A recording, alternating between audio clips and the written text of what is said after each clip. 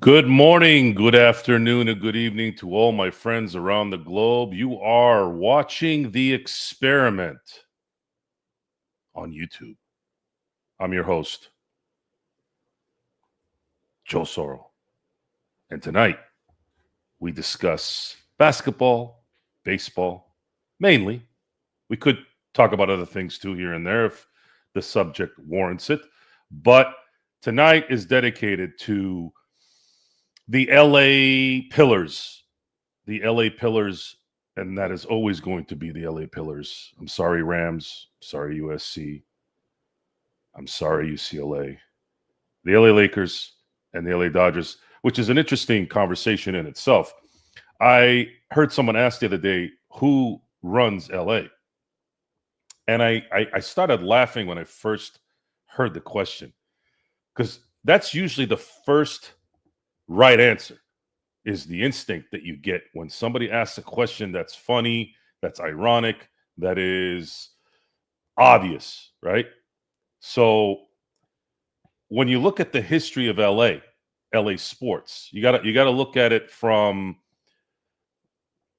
really not recent history. It's got to come a little bit from before and see how it built, right?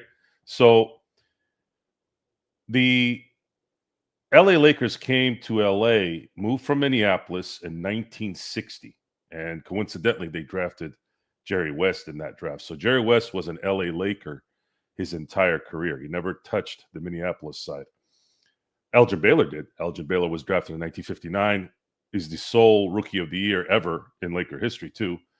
1959 Minneapolis Lakers turned into the LA Lakers a year later. So now you're looking at, what is that?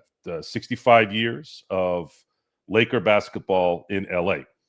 And then you have the Dodgers, who moved to LA from Brooklyn in 1958.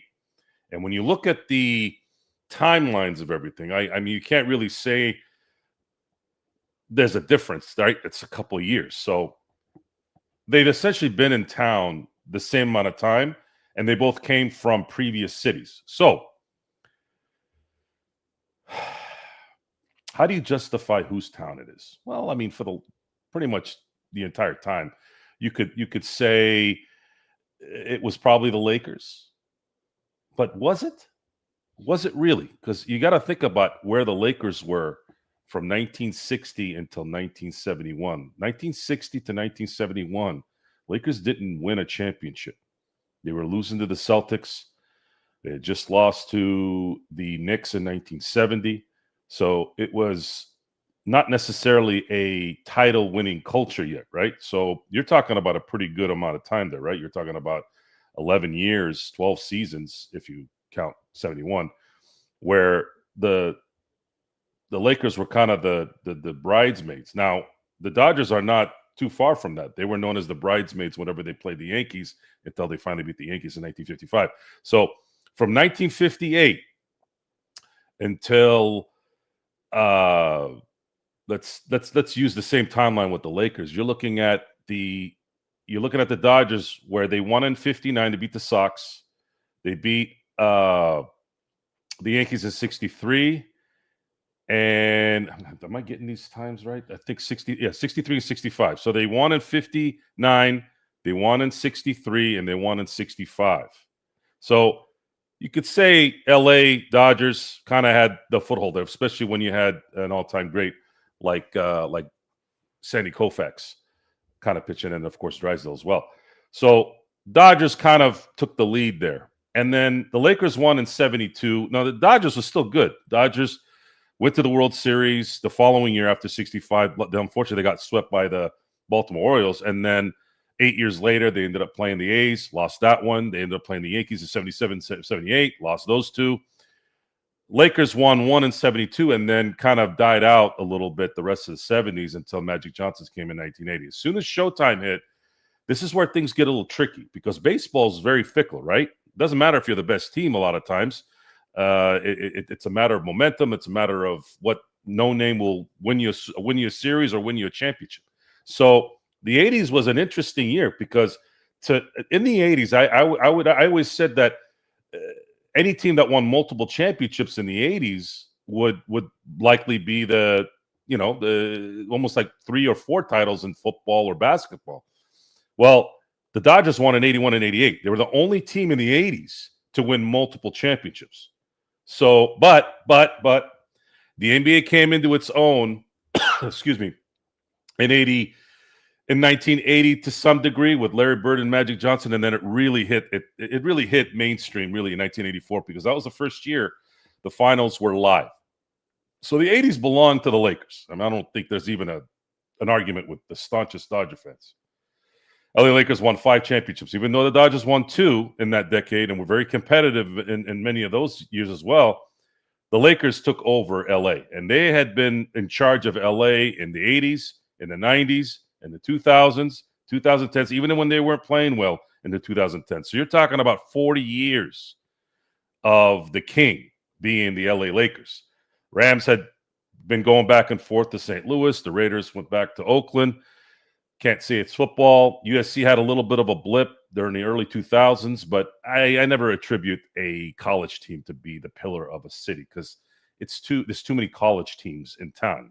Even if they're not comparable to USC, it's still, it's college.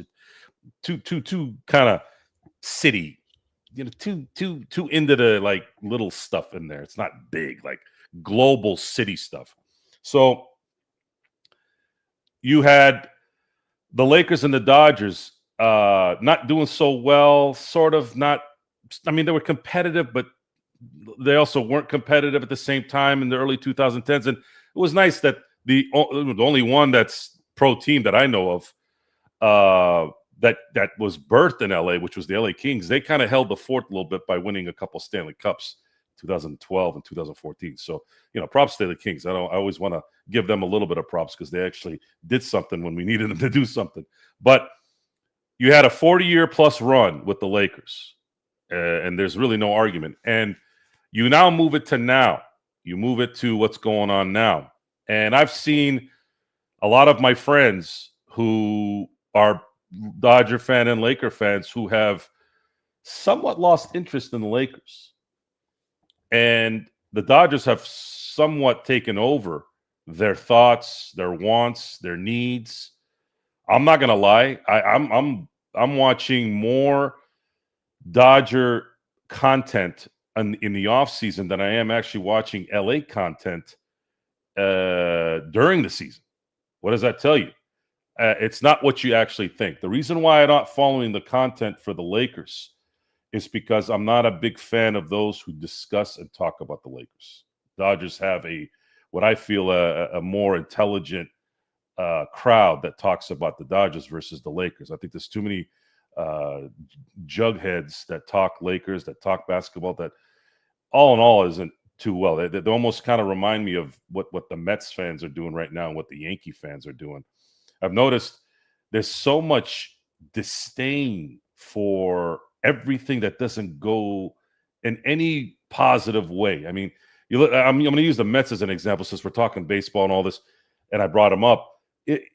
Can you wait till the process is over before you want to kill Stearns? Stearns, by the way, for those of you who don't know, David Stearns is the GM of the Mets. It's either they're going after Cashman in New York, now they're going after Stearns. It's if they're not going after those two, they're going after Hal Steinbrenner. And these are teams that have 300 to $400 million payrolls. I think that's comical that a fan base can be that stupid, yet these guys are supposed to be seasoned fans, right? They're so just immature and childlike. It's amazing. So, and I'm not going to front. There's a lot of Dodger fans that have that issue too. And of course, it's much easier not to see it now because they're winning. When you're winning, you're not going to get as much whining from, let's say, Dave Roberts or Max Muncy. I mean, the Max Muncy was getting murdered at the beginning of the year, absolutely destroyed, right? And it's funny how when he played as clutch as he played, he could have played in the World Series. I never heard one person say, "My God, what would we do without Max Muncy?" So everybody was staying quiet because they look stupid. And baseball does that. Baseball is like that. And what cracks me up is I'm not going to talk Mets all day today, but I got to because I got to transition into what we got from them, right? And of course, what went out as well to Baltimore, because I think there's a big chance, folks, that the Dodgers, should they make it to the World Series again next year, may be completing their AL East turn in terms of playing for a title. As of right now, the Baltimore Orioles, again, you always get positive news when a free agent goes to your place. All of a sudden, now you're going to win a championship. I don't necessarily believe it, even with the lineup that they have. But let's just say they're right. If Baltimore gets to the World Series and meets the Dodgers will have faced all ALS teams the last 5 World Series, all of them. So Boston, Toronto, New York, the Rays, and then Baltimore will be the 5th. I think that'd be kind of a funny stat in the future. The whole AL East meets the Dodgers in the World Series. And of course, the only way the Boston Red Sox won theirs was by cheating. And to make up for their cheating, they handed over Mookie Betts to the Dodgers for, a couple of used solo cups. So we sort of forgave the Boston Red Sox, unlike forgiving the Houston Astros, right? But again, what do you, if you came to me and said, "All right, Joe, we're gonna have you guys play Boston, right? And Boston's gonna win, but they're gonna cheat. But we're gonna give you Mookie Betts, and he's gonna get you at least 3 rings." Shit, that's something to think about. I don't know if I'd say yes at the time because I think somebody's pulling something over my head, but that's what happened. It is what it is, right? And I mean, solo cups, 2 solo cups, used solo cups, by the way, isn't that far off. I mean, what did they get? The Red Sox were so desperate to get rid of David Price's contract that they gave up I don't even know if you can call. I feel like it's a cliche to say a generational player. Is Mookie Betts a generational player? I don't think he's a generational player. I think he's a player that's every 50 years. A guy that can go from right field, Gold Glove, to shortstop in his advanced age and almost win a Gold Glove. Hits for power, can run, can throw, team leader, no ego, good-looking guy, good family man. I mean, come on, man. You don't make those guys, man. Those guys don't exist. And I know I'm not around Mookie. I don't know who he is behind the scenes, but I'm going to take it for what it's worth, right? I mean, we haven't heard a damn thing about Mookie. So I'm based off that, I'm going to assume everything I just said is true, right? But I mean, seriously, whom that's not a generational player. That is a player every 50 years. Now, it just so happens that the Dodgers also have a guy that's every century on their team, too. There's only 2 guys that I've ever seen. I'm sorry, 2 guys that I've ever known. One I obviously didn't see because that was Babe Ruth. The other is Ohtani, that did what they did and did it as effective as they did and were as transcendent as they did. Again, guys, Babe Ruth, in my book right now, is still the greatest baseball player of all time. Ohtani needs to finish his career to get that title, to me. We all know that Ohtani faced much more difficult setups here, right? You're talking about back in the day, there was restrictions on certain people, right? I'm just going to leave it at that. And then you had the dead ball era type stuff then. You didn't have guys throwing 103, 102, 105 sometimes, right? And you didn't have to go through 3 and 4 series to win a championship. So I totally get that, but you can't fault that to Babe Ruth.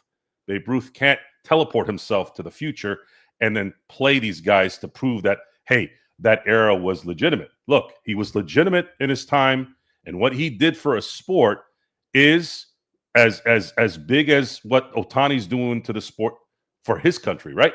So we gotta keep that in mind. Okay, he's not there yet, but he's gonna be there. It's pretty much gonna be there. It's gotta wait. Let him finish.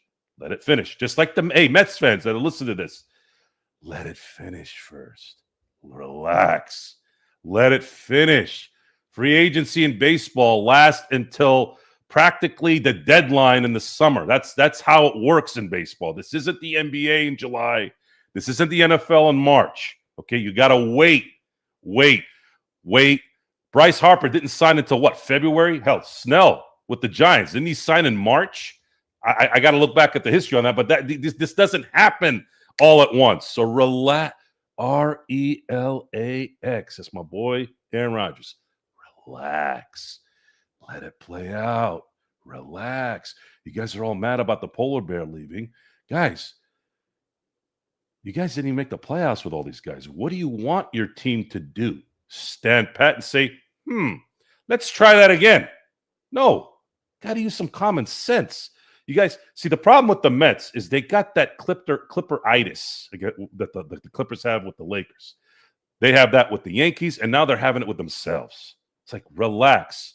I am sad for you that they didn't keep Diaz. That I would say you probably have 100% legitimacy on.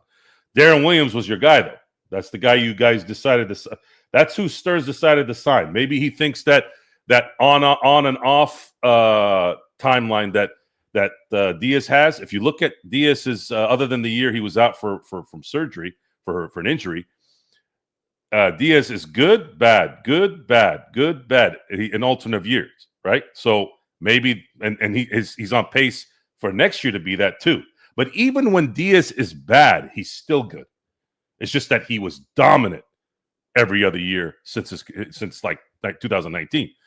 And for the Dodgers, Tanner Scott wasn't really a closer.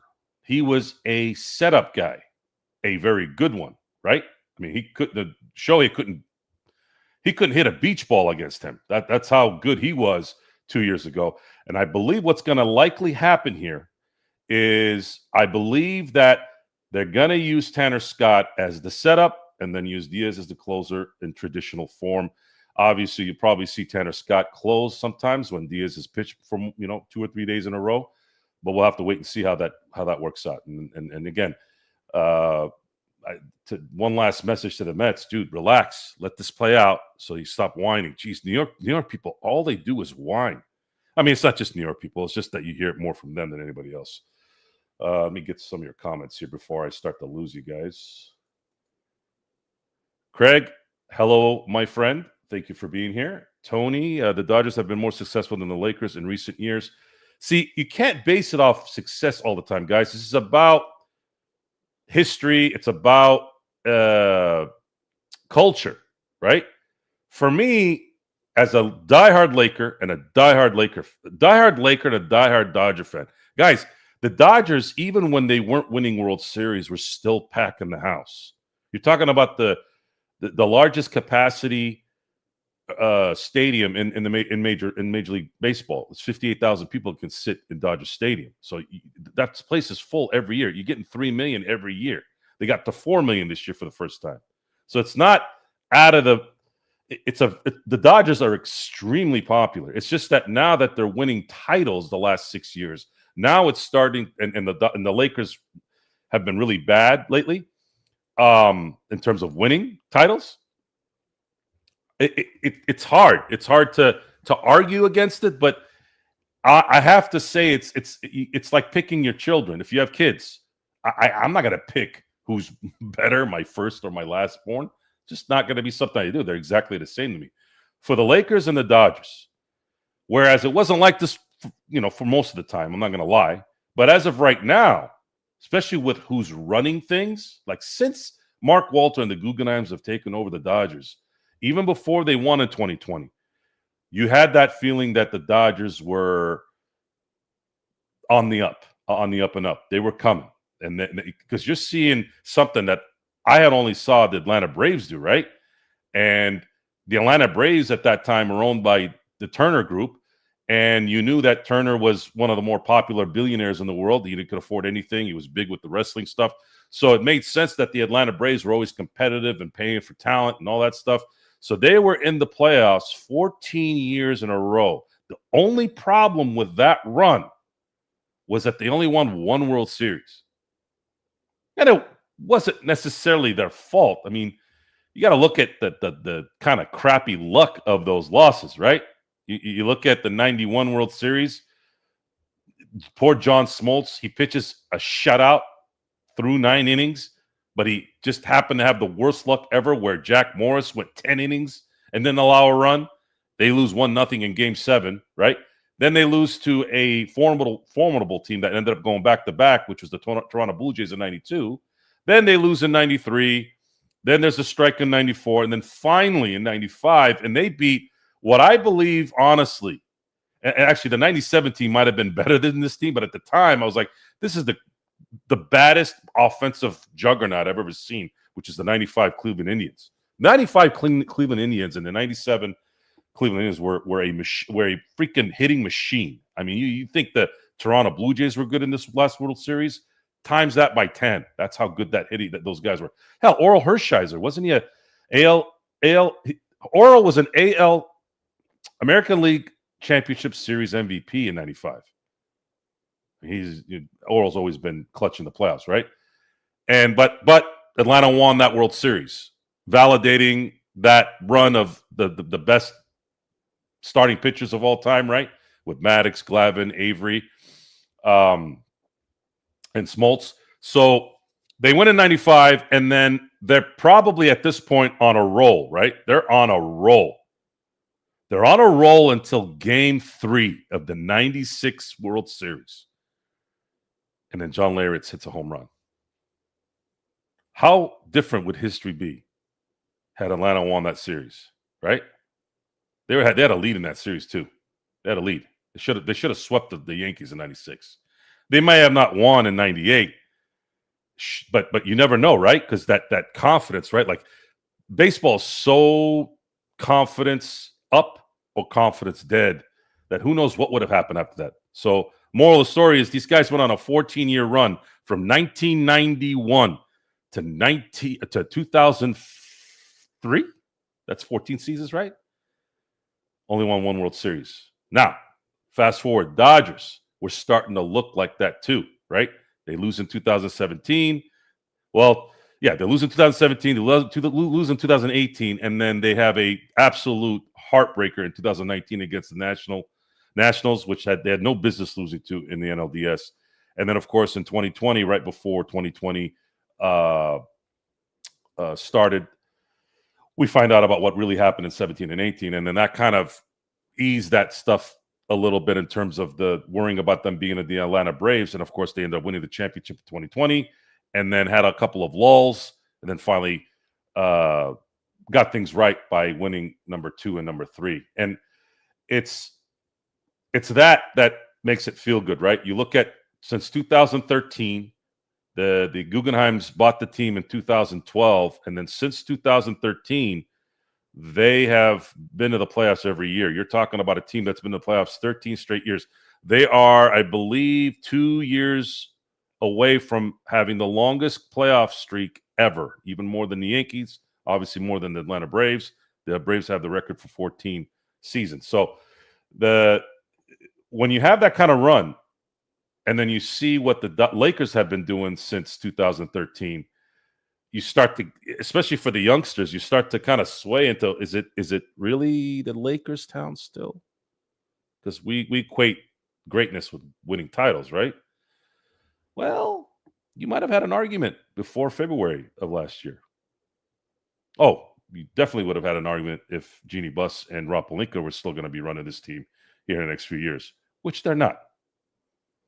Mark Walter finally was able to coax Jeannie and the Buss family, well, the ones that wanted it to happen, minus the ones that didn't want it to happen, finally wanted them to say, all right, it's time to take over. And what we have now is you're going to see the same executive decisions based off basketball that you're seeing in baseball with the Dodgers. It is a very, very, very exciting feeling to know that you have ownership, you have leadership, and the resources to make sure that you have the best possible help, the best possible talent to make sure that your organization is being run correctly. The Lakers are going to get that. And at this point, they got their star. They have another player that's a budding star who may have, if he stays, will be an integral part of a title team at some point. So I'm not worried too much about how this all ends. with the Lakers. I think, and the reason why I'm not worried about how it's going to end up, because I kind of know how it's going to end up. It's going to end up good.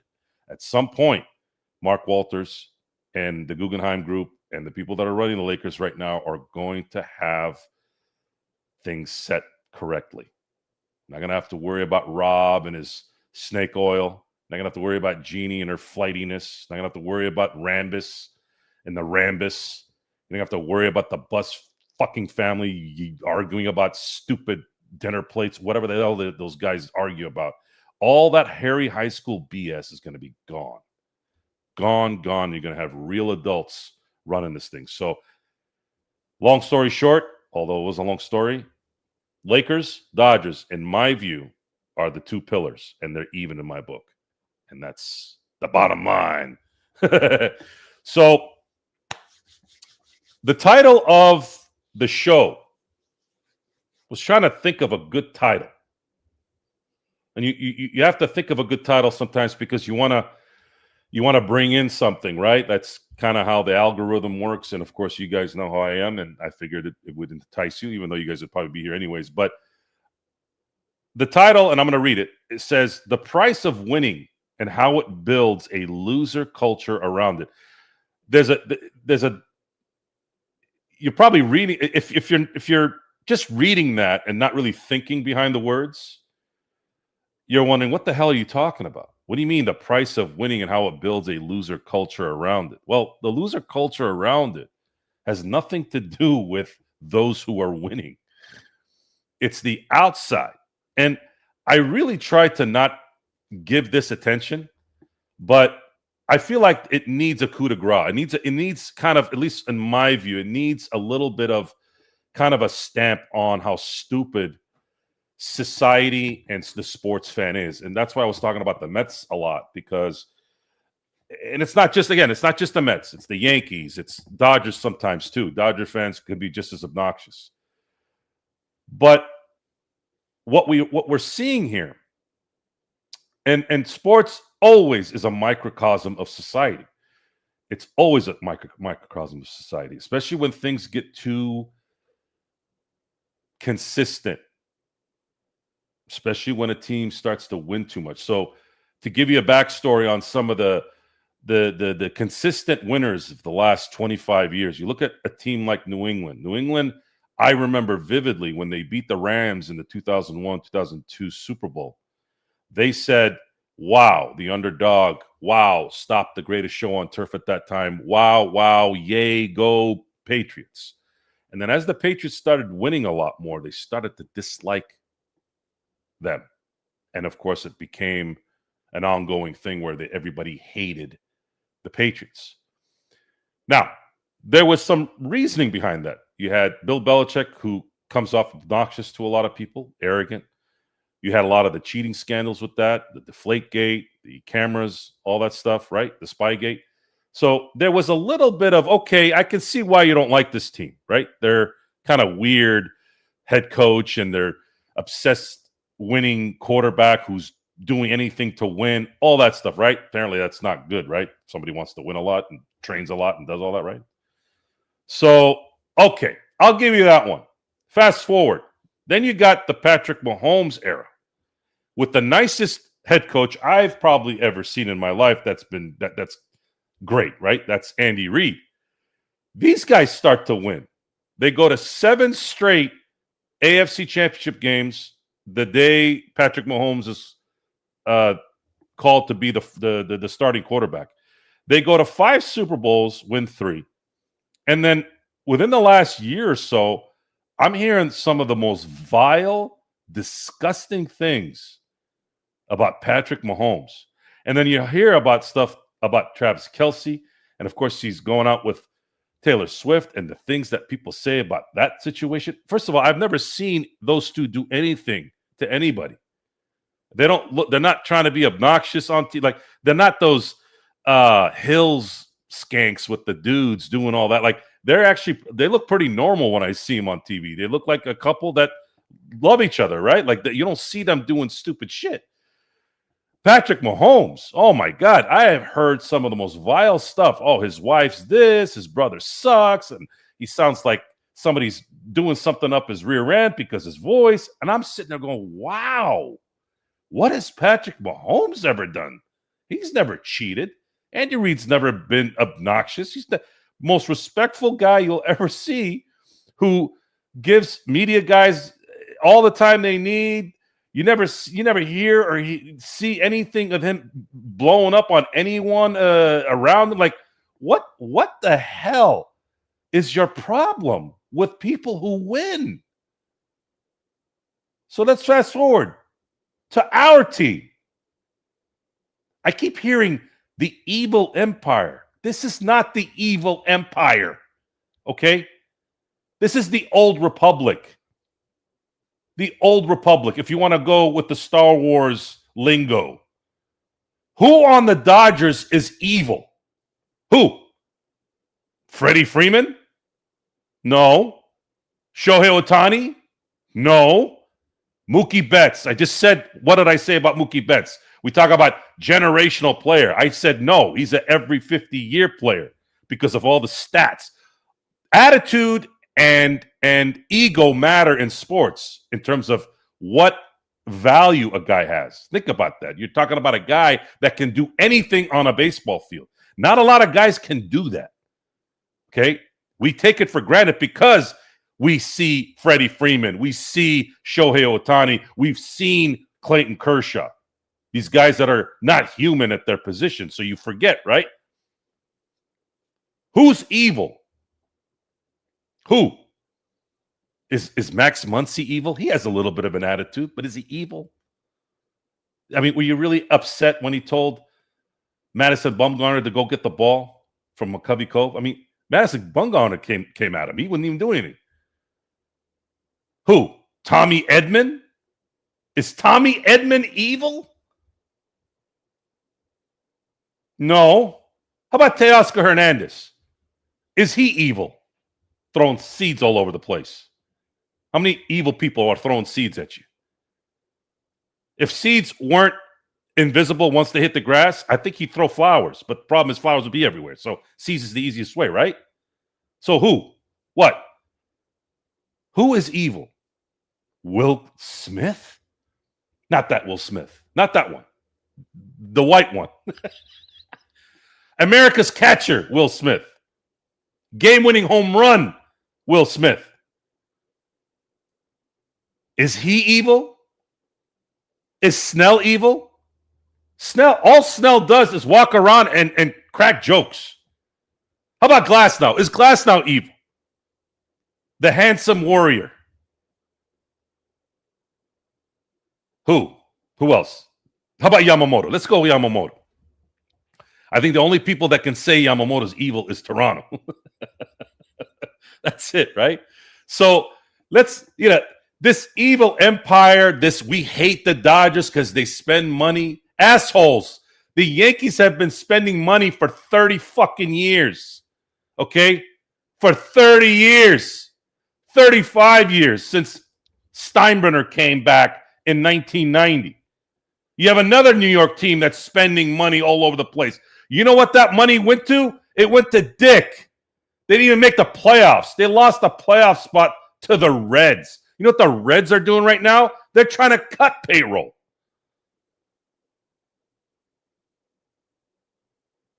So what is it? What is it with, I mean, I already know the answer, but I'm just being rhetorical here. What makes you so vile, like in yourself, to make up shit about somebody who's a winner, who has made money, who is successful, and by the way, continues to be successful?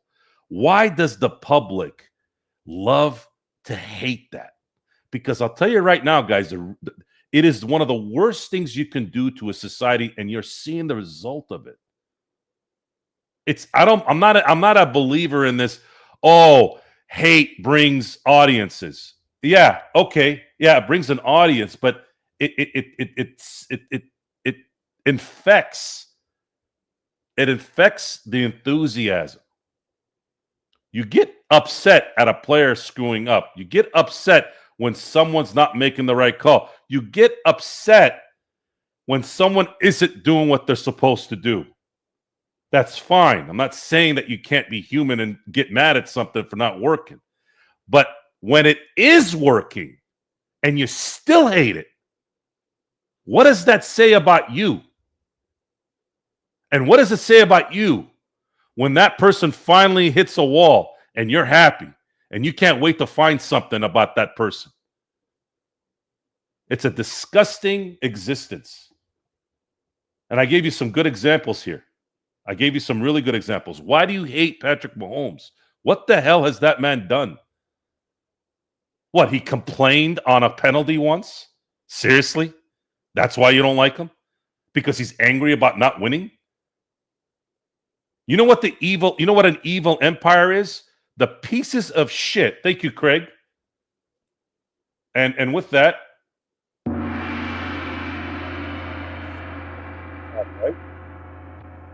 that is the evil empire. Right there. Those pieces of shit. Right there. The fact that I had to hear, God knows how many times, everybody's mad at Joe, our play-by-play guy, right, Joe? Joe Davis. Upset because people interpret, oh, he's going for the Dodgers or whatever. Like, dude, Joe, stop sucking off Springer to prove to idiots that you're not a homer. See, and that's the problem. See, that's one of the problems. We overcompensate for it. And that's even a worse situation. Why are you compensating for that? George Springer has a World Series MVP that belongs to our guy, Clayton Kershaw. And he has a ring that belongs to all those guys that played for the Dodgers in 2017. There is no reason to give him or Altuve or Bregman or Correa or Gurriel or AJ Hitch any credit for anything. Because you have a lot of guys, a lot of players that worked their ass off that got cheated, that won't have championship rings, that won't have World Series MVPs, that are still soiled from that. Imagine how different Kershaw's playoff rep would be with a World Series MVP, folks. So for those fuckasses that say free rent, we're never going to forget this. The reason why we're never going to forget it, we need to remind everyone, those who are going to be born now, that are going to grow up in 2050, 2040, 2040. Always remember what those fuckers took away. They barely won a World Series cheating too. Imagine that. That series would have been done in 5, 6 at worst. That is an evil empire, not the Dodgers, not the Kansas City Chiefs. Where are your priorities? Where are your brains? So the culture of winning breeds a loser culture. The loser culture is those who want what you have, but can't, and then have to say there's an excuse on why you're winning to boot. Oh, it's because they spent money. Motherfuckers, we had homegrown players in 17 and 18. Almost all homegrown. And the ones that weren't homegrown were DFA'd, Max Muncy, or traded or let go or whatever. Your loss. You're the ones out there, Major League Baseball, that didn't want to sign Kike, that didn't want to sign Justin Turner, that didn't want to sign Max Muncy. So why is it our fault? Why is it the Dodgers' fault that we're going to bring you in. We're going to bring you in and we're going to make you good. And they did that. Freaking Justin Turner is our generation's Ron Say. The most clutch player I've seen in a 9-year span is Justin Turner. Now, Will Smith's starting to creep into that, by the way. He's starting to creep into there. terms of the longevity clutch thing. Of course, Freddie Freeman, that guy's something else. I mean, that one I don't even have to discuss. My point is 9 years. 9 years. Champion. Solidified everything you want in a Dodger. So what is it? They were winning then with homegrown guys and guys that were let go. Now they're winning with guys that they're signing. So there's always going to be someone bitching and whining about something. You are a loser.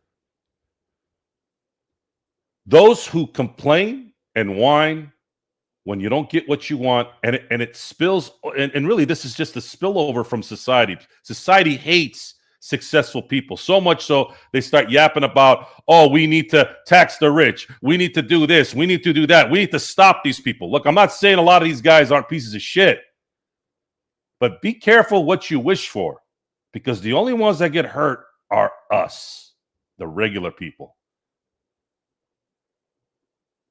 Okay? We're the ones that get hurt.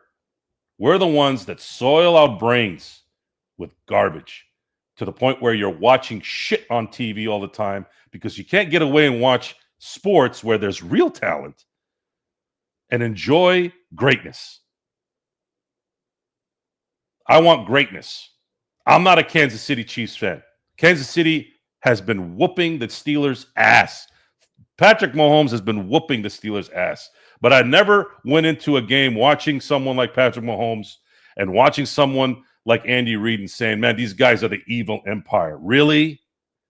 Because they're winning a lot? Really? That's what it comes down to? The Dodgers are the evil empire? Shohei Ohtani? Freddie Freeman? Really? You have any idea how stupid that sounds? Clayton Kershaw? You can't find anyone anywhere that's been around Clayton Kershaw that don't bow to him. Walker Buehler closes a World Series, and the first thing he says, he's talking about Clayton Kershaw. Tell me what that means. Tell me how that's evil. Clayton Kershaw. He's our Sandy Koufax of this era. The best pitcher, in my view, of this era.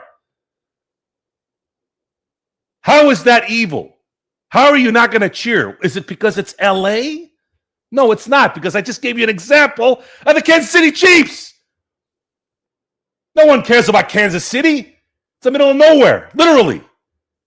One of the most boring cities from several people that I've talked to. You don't like winners. You don't like people who are successful. You, the people I'm talking about, is the loser culture. And I got some bad news for you guys. The Lakers and the Dodgers are going to continue to win. And they're going to be winning for a long time. I might not even be here when this ends. The Yankees own the 20th century. The Dodgers are going to own the 21st century. And we still got 75 years left. And you better get ready. You better accept it. The Guggenheims aren't going anywhere, folks. Mark Walter may croak in 20 years, 15 years. God willing, he stays more, God forbid anything bad. Guggenheim's been around for a long time. If you don't believe me, read up on the Titanic, the real story, not the movie, although they did mention them in the movie. Guggenheims are going to be around. They've been around for a long time. They're going to be around for the foreseeable future. As long as they're owning this team, you're going to see more and more and more commissioner trophies coming into Dodger Stadium. And guess what? Those same guys that you call evil are going to continue to bring it back to us and give us, fans, everything we want for a baseball team and now a basketball team. So what is evil about that? If you want to dislike the team that keeps winning because, damn it, I want my team to win, fine. But stop making excuses on why. Stupid excuses. Oh, they're just paying money, or they're just throwing money. And I have friends of mine that I've known for years that talk like that. but they're losers. They got a loser mentality too. And I've told them that. Okay, you're a loser mentality. Why don't you respect winning? Even I started to respect the winning of the New England Patriots at some point. I'm like, you can't deny this. How do you come back from 25 late in the third in a Super Bowl? How? At some point, you have to respect greatness, even if it's against you. Because when you do that, you appreciate the highest of quality things. This is where we are. And it's something that needs to be reiterated and talked about. And those who continue to yap about it need to be distinguished or extinguished. So, Aaron, you make a great point. Lots of us have family members who missed out on a title that year. So Aaron has told me stories about his family members who are gone now that didn't get a chance to see what I actually saw at that time was was the best Dodger team I'd ever seen. Better than 88. I didn't get a chance. I was too young for 81, but I heard 81 because that infield played together for a decade, guys. That never happens, right? Like the same guys. Third, shortstop, second, first, all played together for a decade. They finally won in 81. Should have won in 78. Couple bad breaks. Reggie Jackson putting his ass out. All that stuff, right? That was the best Dodger team I had seen. And now you have family members who never got a chance to see the fruits of that. So I'm going to put a button on this, and then I'll get to you. I'll get to you, son. I know. I'm sorry. I'm going through my opening here. That's almost an hour long. Every title the Dodgers win from here is payback for 17. It will never be. I'll never be satisfied. 7, 8, 9 will never clear the cheat job of 17 and 18. Although 18's been massaged a little bit because we got Mookie Betts. So there's maybe a little bit more forgiveness there. Not really forgiveness, more of a, okay, we'll take 3 for 1. Shit, at this point, Dodgers keep doing what they're doing. It's going to look like, I mean, Mookie's still got 7 years left on his contract. Shit, if he wins 3 more championships in those 7 years, hell, 2 more championships, 5-1. At some point, at that point, it is what it is, right? I'll take 5 out of 1. But this will never end. 17 will never be forgotten. And it's going to be a reminder every minute of every day when we talk about baseball and the greatness of baseball and the greatness of the Dodger run. We got the Dodgers got cheated, and the players on that team will never. There is no one that there's no reconciliation, guys. Puig is not going to have a ring. Andre Ethiers, last year, one of the Dodger icons, isn't going to have a championship because of that. I said Kershaw, he would have won World Series MVP in that series. Would have won another title. Would have changed maybe the narrative. Maybe he pitches better in 19 and in 21 and in 22 for all we know. We don't know now. A lot of guys got screwed in that deal. A lot. And we're never going to forget it. That is the evil empire. That right there. The Houston double S Astros evil empire. Not the LA Dodgers. Not the LA Dodgers. The LA Dodgers should be the model of greatness. And you're seeing it. And it's just starting, guys. It's just starting, and we're going to be here every day to remind you. Every day to remind you. I got a quote here from Andrew Friedman.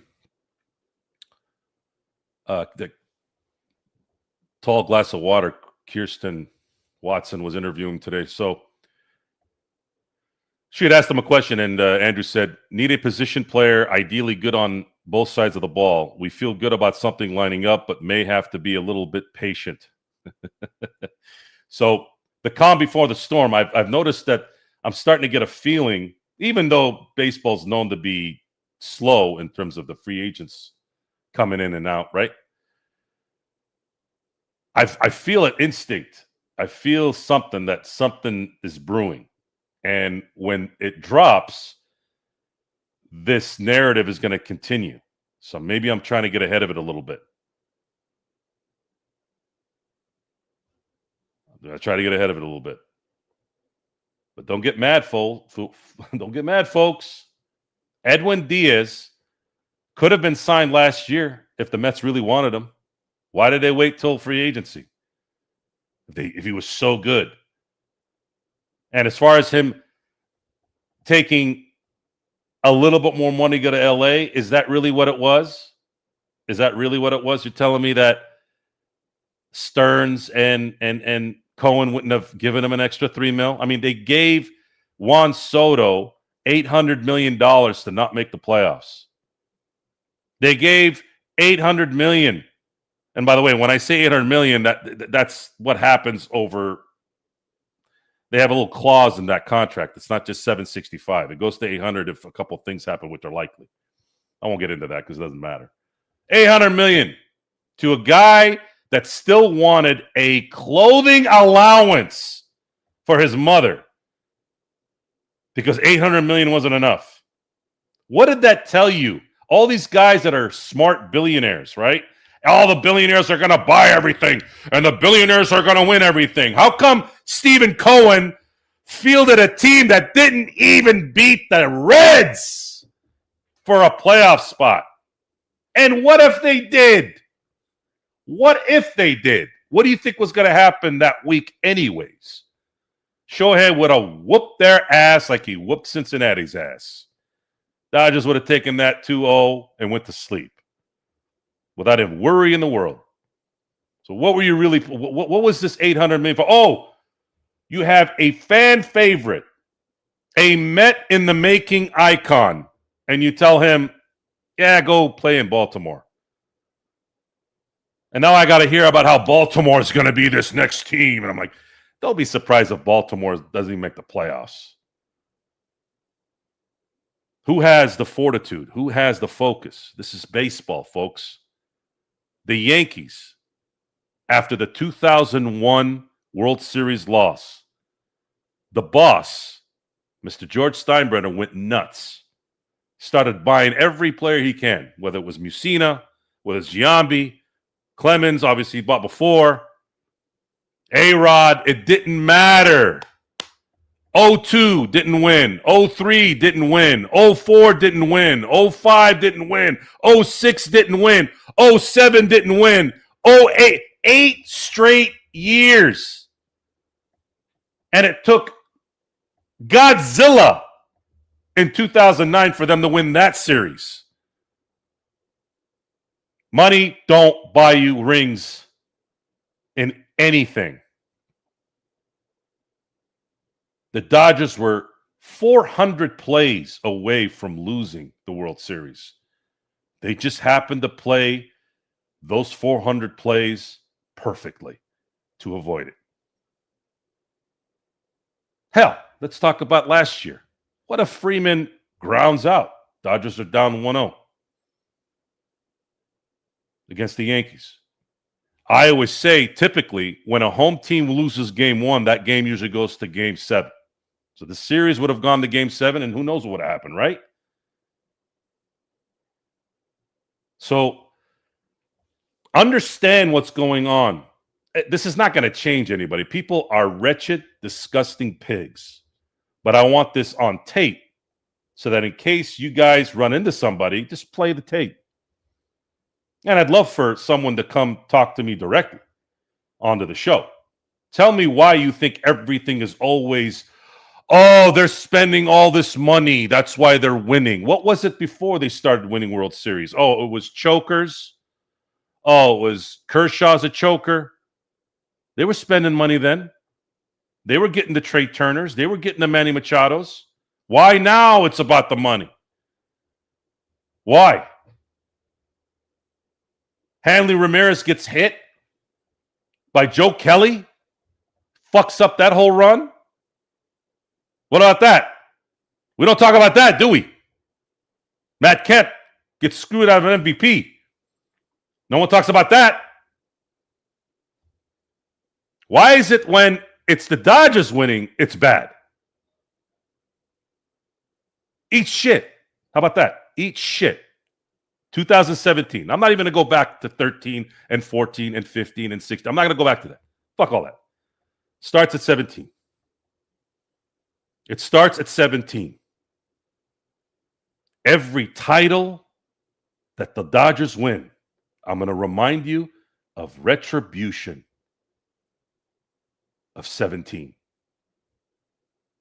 Houston, fans that hate the Dodgers for no reason, you want to hate the Dodgers because they're against your team? Yes, that's the way you're supposed to. Not because they spend money and they get everybody. Then you don't know baseball then at that point. All right, son, I'm going to get you on here. Sorry. What would you tell an Astros fan who said they never cheated? They were... If somebody says they didn't cheat, then it's like telling me that the sun doesn't come up every day.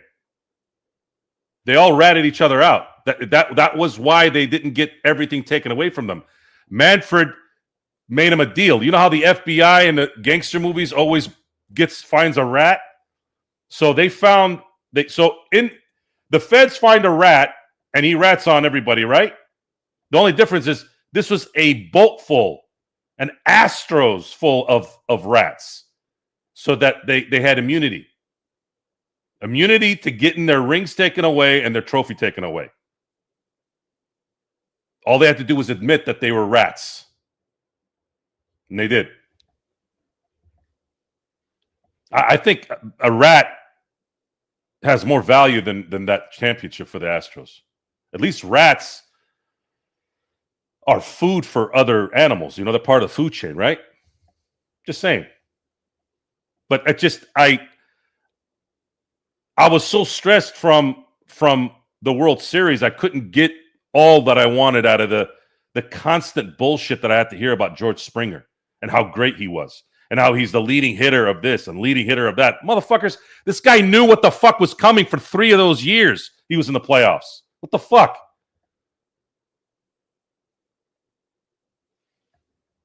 And Joe Davis had to kiss his ass, so all these other assholes. That's why you cannot let an outside entity ever dictate what you do. They generally don't know shit. You just have to have enough balls to tell them to eat it. Right now, it's time to tell this evil empire bullshit to eat it. The Dodgers are not the evil empire, and they never will be. These are good dudes. Really good dudes, and they deserve this. And you're going to continue to see it. They may not win a championship every year for the next 10 years, but they're probably going to win 6 out of 10. That's a very good chance now. You're already 2 in with Ohtani being there 2 years. You're already 2 in with Yoshinobu Yamamoto in there. $1.025 billion spent on 2 guys for the next decade. And they already got you 2 championships. And they were integral parts of those rings. So put a button on this so you guys can understand what baseball is if you don't already freaking know. I always laugh because you always get this, oh, well, Ohtani struggled here and Ohtani struggled there. First of all, it's baseball. Okay, you fail 7 out of 10 times. And that is a Hall of Famer. Ted Williams was the last baseball player in 1947 to hit 400. 1947. No one's hitting 400. Okay, so it's 3 out of 10. You're a Hall of Famer. You're going to fail 7 out of 10 times no matter who you are. But I'll tell you this, and I want you guys to put this in your memory bank. Why do you think Hoffman was so I don't want to say he wasn't scared. That's not the right word. Why do you think Hoffman was so kind of picking his spots when Miggy was at bat in that ninth inning? That plays a part in baseball. If Shohei isn't on deck, that home run never happens. Because Hoffman wouldn't have been worried about walking him or giving up a hit. Rojas is one of the hardest guys to strike out, right? But at the same time, you take your chances with him a little bit more if you know that you can't afford to have someone on base with the best player on the planet coming up and who has already whooped your ass enough at the plate in those moments. So now what? The walk in the Philly series that eventually led to Mookie Betts walking, tying the game. You know, these little things in these games matter. I thought it was retribution. I thought it was poetic. We don't need him. We don't need him. Now, some of you call that karma. I don't believe in karma. Karma to me is bullshit. A lot of it is because of I prefer to unleash karma on somebody. I don't want to wait for some other asshole when I don't know giving karma to that person. I want to give the karma. We don't need you. And then you lose in the most horrific way. And not only do you lose in the most horrific way, you lose because of we don't need him and in your own yard. I bet you they regret it, don't they? Oh, Aaron, thank you for bringing that up, even though it's kind of different. So, Joe, you mean to tell me a Hoffman blew a save and gave up a big homer in the World Series? Say it ain't so. So, when we had that little skirmish where John Snyder came out there like this,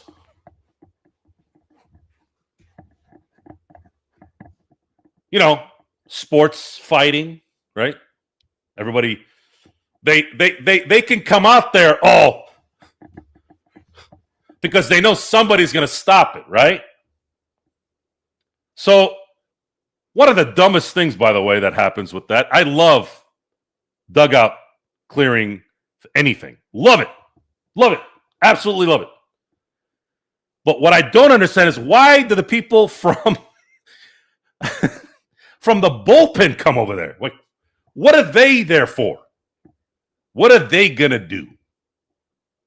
That's like getting into a fight with your neighbor and then someone from the next town over comes over because they found out there was a fight. Like, never understood that. I mean, I understand it, but it's stupid.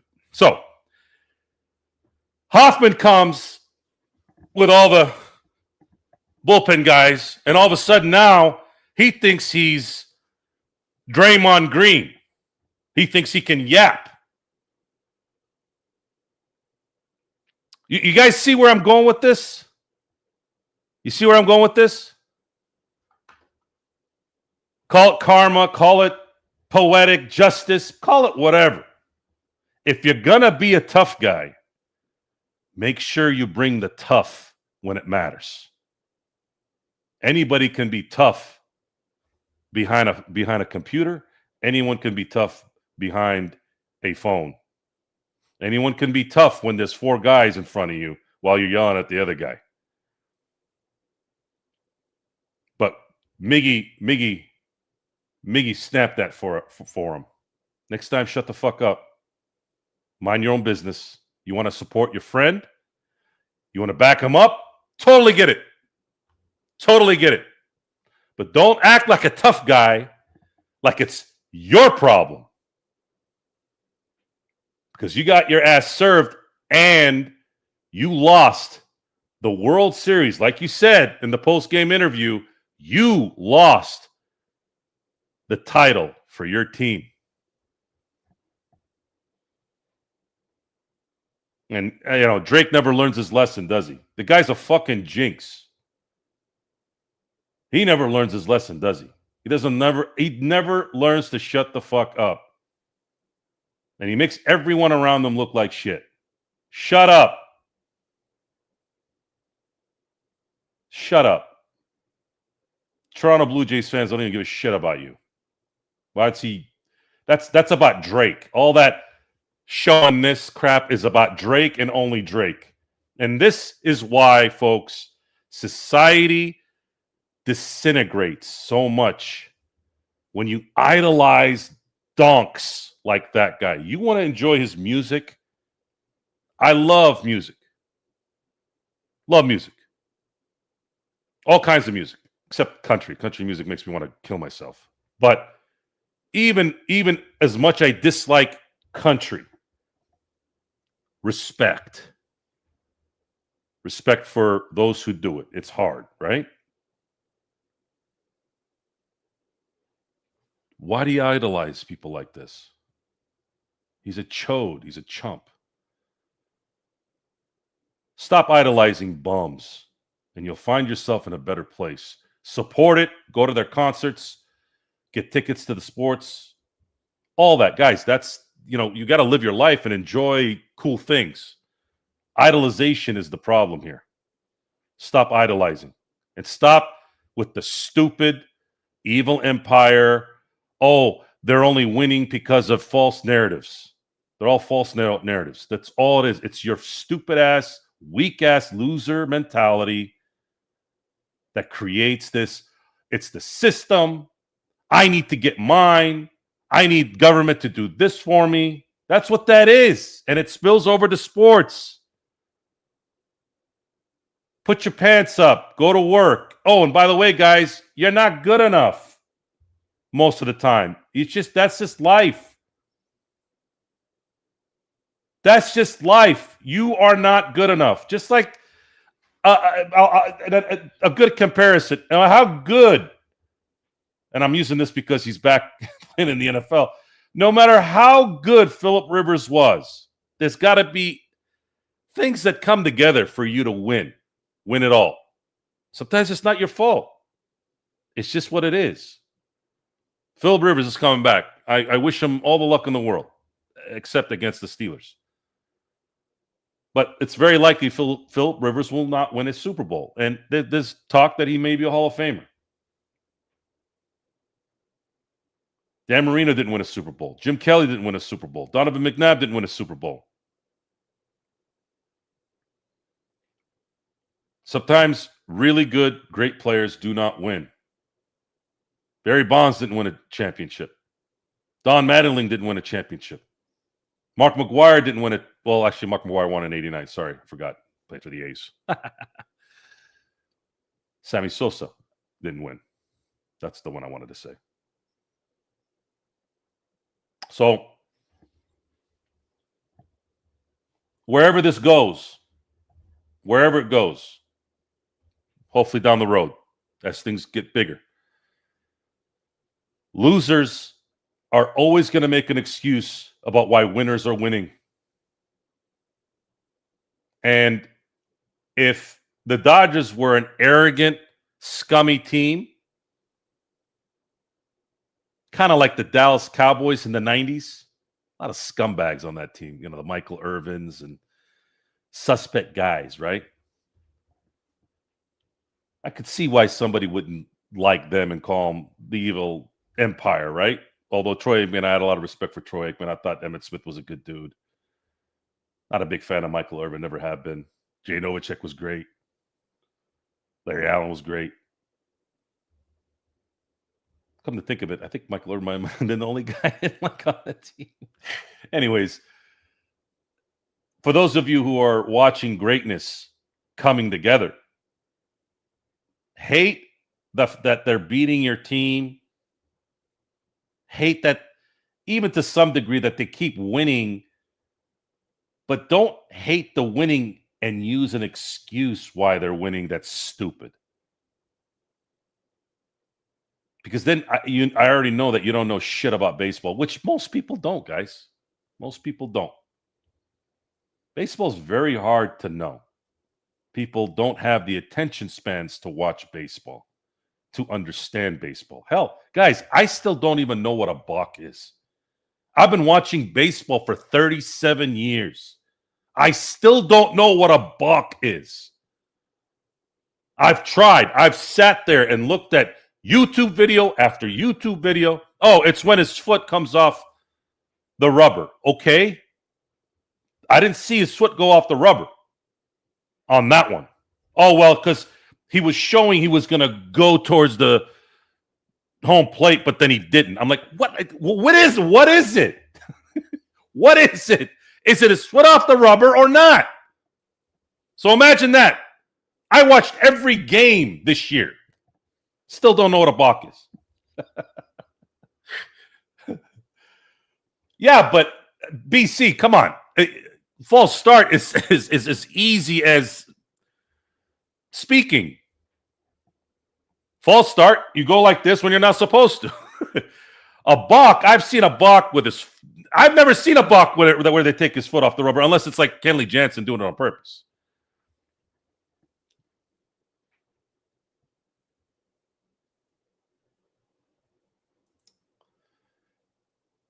For those of you who are here for the first time, please like, subscribe, hit the notification button. This is my Dodger Laker evening. We're talking about the price of winning and how it builds a loser culture around it. Around it, not in it, around it. And how we are being taught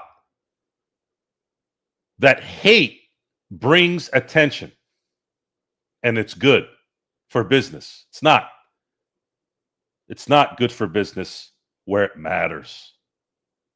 I don't want people to hate me on the show. There's gonna be, but it can't be the narrative. I want people to watch the show to learn something, to be entertained.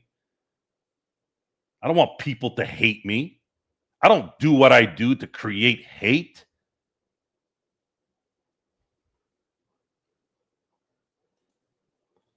We are talking about that. I mean, come on, Joe. We are listening to you talk about it. Where are we here? Sorry, I might have missed the first one. Isn't a block when you're beginning the motion towards the blade an actual motion, then don't finish the motion before taking the foot off the rubber? Traveling basketball.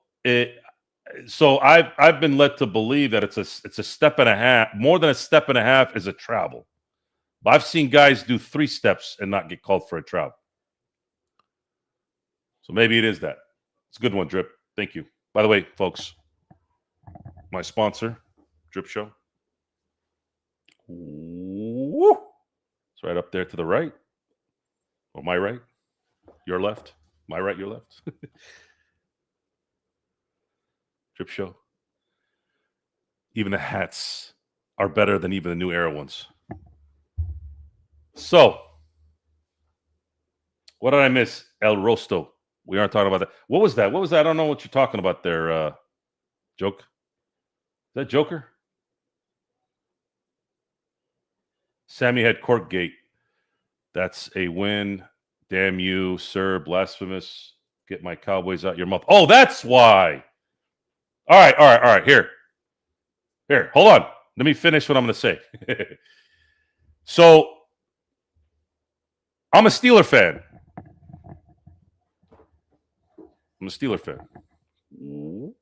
Right? The Cowboys to the Steelers is what the Celtics to the Lakers, what the Yankees to the Dodgers is. So I grew up around Dallas Cowboy fans because when my father came to America, he came to America in 1976. At that time, the Cowboys and the Steelers were both elite franchises of that decade. The Steelers had won the Super Bowl in 74. And when I say 74, 75, that means the season. So once the calendar changes to the Super Bowl, then it goes obviously the next year. But it's technically like, even though the Super Bowl winner this year is going to be in 2026, it's technically the 2025 season. So that, follow me when I say this. So the Steelers had won in 74 and in 75. The Cowboys that decade had won in 71 and then won in 77, a year after my dad came to America. So when my dad and his friends got acclimated to the United States, they were right in that line where the Steelers had a couple Super Bowls and the Cowboys had a couple Super Bowls after 77. So now you had the Dolphins, who won back-to-back. One of those years was the undefeated season.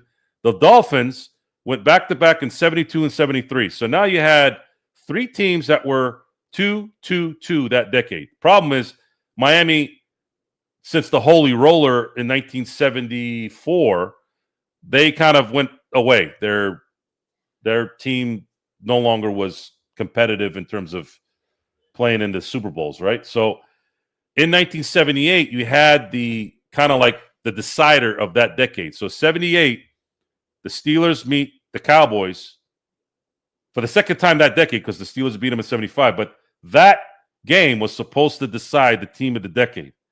Steelers ended up winning in 1978, won the third one, pretty much solidifying being team of the 70s. And then they went back again the following year and they beat the Rams in Pasadena when the Rams were in LA and won 4 in that decade.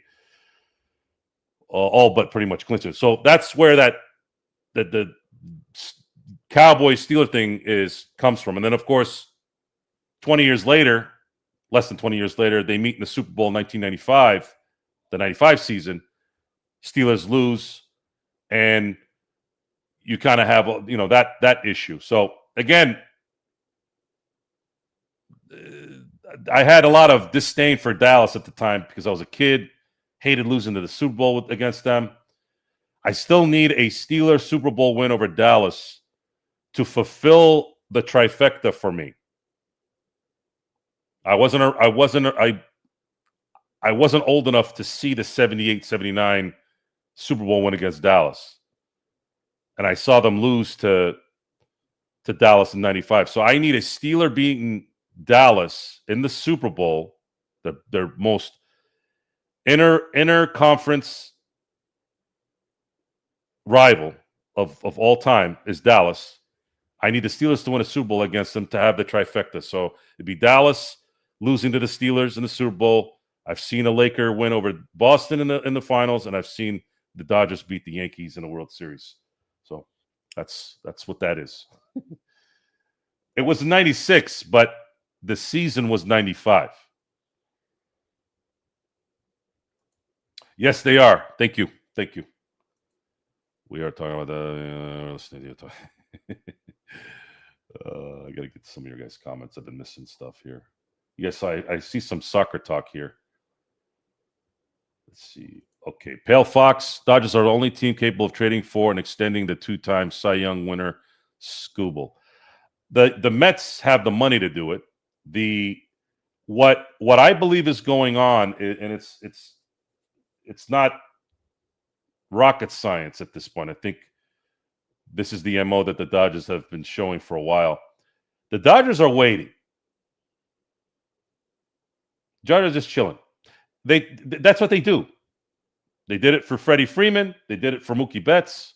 They waited for these teams to slip just a little bit. So what happened so far now is when Darren Williams signed with the Mets a week ago or so, Andrew Friedman, and this is he's already talked about this. That was when he made the call to Diaz's agent. Okay, so they still want you, but they signed Darren Williams first. Week later, Edwin Diaz is a Dodger. Was it because of the money? Was it because of the money? Well, he's got the highest AAV in Major League Baseball history for a closer. Sure. It's always about the money 99% of the time, right? But why would he want to leave New York? I mean, he's been established there, right? And is he really going to leave for $3 million? You're telling me that if he really wanted to stay there, he couldn't have said, guys, just give me $3 more million and I'm signing back. I have a hard time believing Steve Cohen would have let him go if he wanted to come back for $3 million. I just don't see it. So he left. I think he used the Mets for leverage and then he left with the higher number. I think he would have left even if the Mets had matched it because he didn't want to stay there. His brother Alexis already said, God, dude, you got to get over here, man. You put the trumpets here, you will be a god. And he will be. And it's crazy to say that, too. It's crazy to say, this is New York, right? This is New York. If you make it in New York, you can make it anywhere. Not anymore, folks. New York is gone. New York is not what New York used to be. New York has steadily gotten soft, weak, and stupid. And I'm not going to go into why, because then that's a whole different subject. Edwin Diaz is bringing the trumpets to LA. This is where entertainment breeds and lives. And it's going to breed and live and grow because this team is going to pump it up. Imagine Edwin Diaz, Game 6 of the 2026 World Series. Imagine the trumpets coming in. Dodgers are up 4-3. They're up 3-2 in the series. Finally get a chance to see a closeout game in Dodger Stadium for the title. It'll be one of the best places to be on the planet.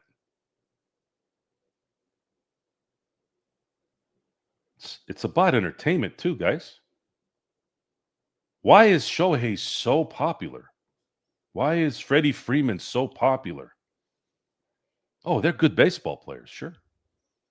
But what has Freddie Freeman done the last 2 World Series? What did he do when he was in Atlanta in those big moments too? He put on a show in the most dramatic way. Grand slam. Game winner in 18. You just can't. Not a lot of guys can do that. Mookie Betts. How many games did he save with his glove in that 2020 run? Diving, stealing home runs from Freddie Freeman, by the way. Right? Shohei, 3 home runs, 10 strikeouts. Shohei, 2 home runs, 2 doubles, 5 walks, 9 freaking 9 times on the bases in one game. Not one time in 9 at-bats did he not reach base. When the hell have you ever seen that? No one has. It's happened, but we've never seen that. How is it that we keep not seeing things with this guy?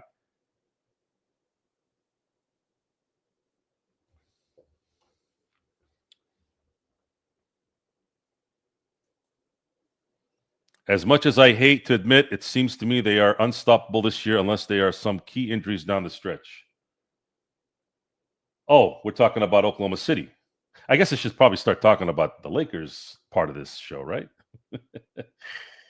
Well, here's the thing. So, I'm glad you brought that up. So, Shai Gilgeous-Alexander.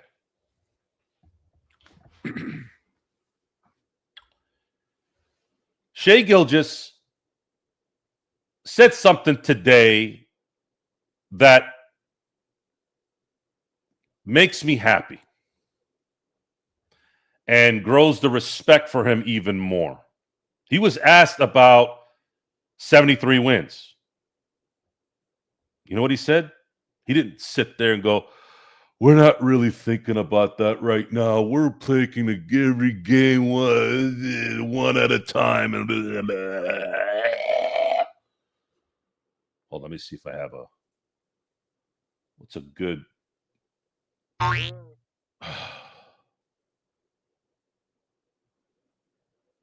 me do that again so you guys know. Really? Cliche horse shit? How about this one? You always get the same stupid answer from 99% of the people, right? We're taking it one game at a time, blah, blah, blah. No, not Shea Gilgeous-Alexander. Shea Gilgeous says, oh, yeah, we want it. And I'm paraphrasing. He's like, look, you're playing the games anyway. Might as well win them. You still got to play 82 games. We're going out to every game and trying to win anyways. So what exactly is it? And it's not like they don't have depth either. They have nothing to worry about. This is the year to do it, too. Win 74 games, win it all, and you put yourself in a position in an interesting era, too, by the way. You put yourself in an era where no one would have ever thought there was ever going to be a team again to win 70 games.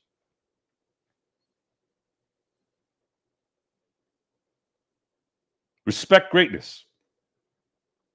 The Lakers, I would prefer to win if they play Oklahoma City. Greatness or not, obviously. I'm cheering for the Lakers. But the Thunder do not have anything anywhere on that team that isn't respectful. If you want to get mad that Shea Gilgeous gets all the calls, welcome to NBA basketball again. It's the same crap we heard about Jordan, same crap we heard about Kobe, same crap we heard about LeBron. What is the theme of these, guys? Anytime you're playing against anyone. And, of course, we're not hearing it either with Luka, right? We don't hear it because we're Laker fans. But outside it, Luka, up until I think it was for sure last week, up until last week, I don't know if it's changed since then, but Luka had the most attempts at the line and the most makes at the line. And he's been there for a month. You adjust. That's how you're supposed to do it. You have to adjust to the calls. James Harden was getting those calls. Drove me nuts. But it adjusted. It always adjusted when it mattered because the concentration was there. A lot of people don't want to have a lot of concentration during the regular season. Playoff time, they concentrated. Playoff time, the refs usually hold their whistles a little bit more. What's up, 805? Good to see you, brother.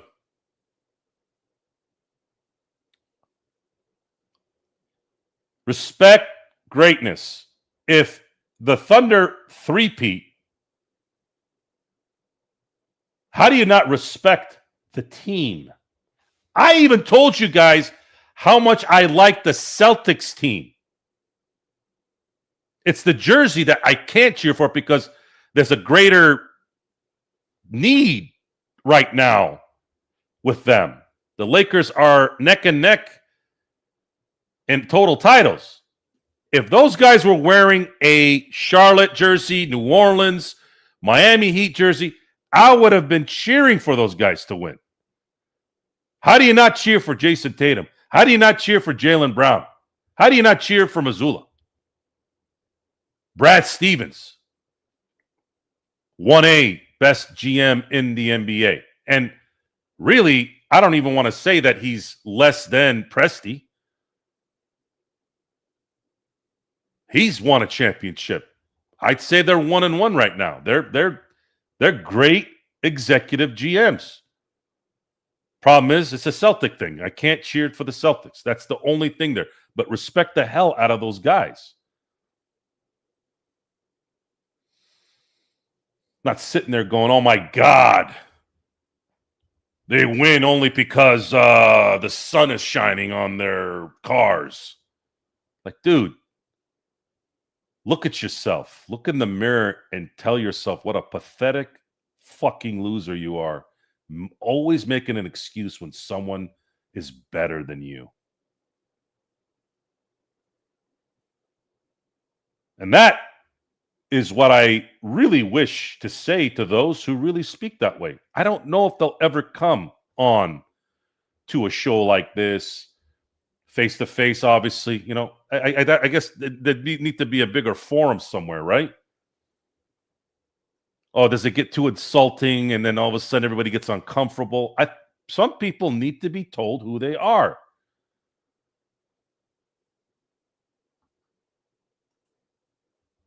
I want to thank Sports Baby for being here. And hold on, let me see. And Gerald in spirit thanks him for being here as well. Get rid of SB Joe. Me, Jay, and search our mods. Pretty sure that's why it's called fan, short for fanatic, which sort of encourages us to hate on everything. Look, hating on the team and enjoying it because of competition, there's nothing wrong with that. I want to make it clear on that. That's nothing wrong with it. I was all over the Blue Jays fans and the Blue Jay players and competition and all that, right? Oh, sliding and doing a little model act, huh? Hoffman being all tough guy, huh? I'm not hating on that. I'm commenting on it. I'm commenting in a way where I'm like, be careful what you do before you finish. It's more of like a reminder. It's not me saying, "Oh, I hate that guy." You got to do something really fucked up for me to hate, i.e. George Springer, i.e. Jose Altuve, i.e. Bregman, i.e. AJ Hitch, i.e. every one of those motherfuckers in Houston. We're in Houston. Fuck those guys. You want to hate on them? That is the evil empire. And they're not even really an empire. They're just a fucking staying on a fucking used couch to me. You want to go all in on something that's legit, man. Not every time you don't get what you want, you're You don't see me hating on the Minnesota Timberwolves, do you? For beating us in 5 last year? No.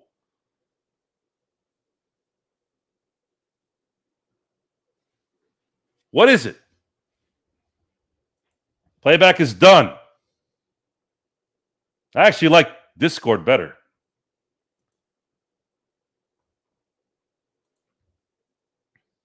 Yeah, anything you guys want to post, go ahead and post it.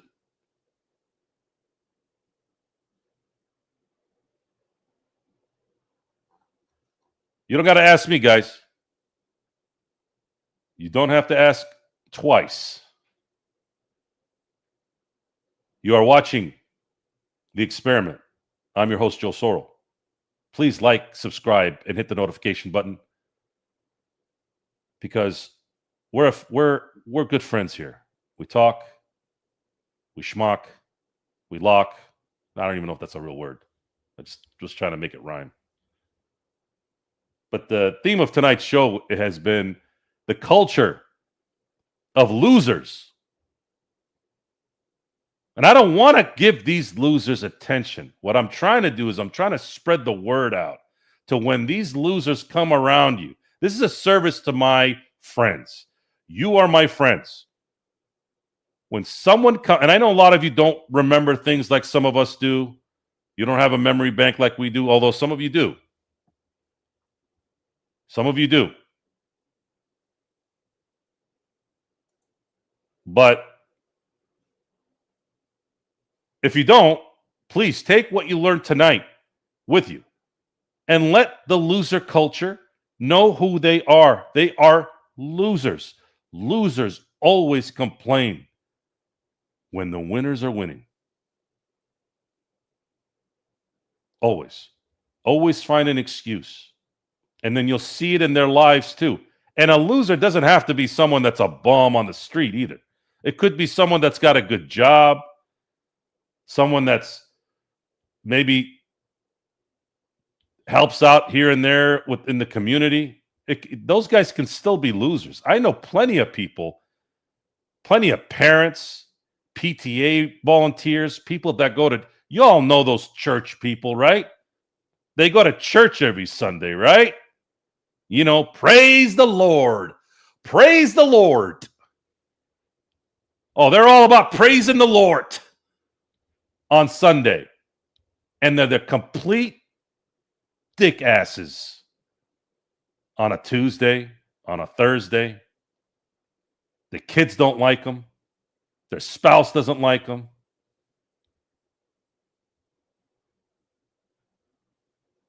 Yeah. Losers.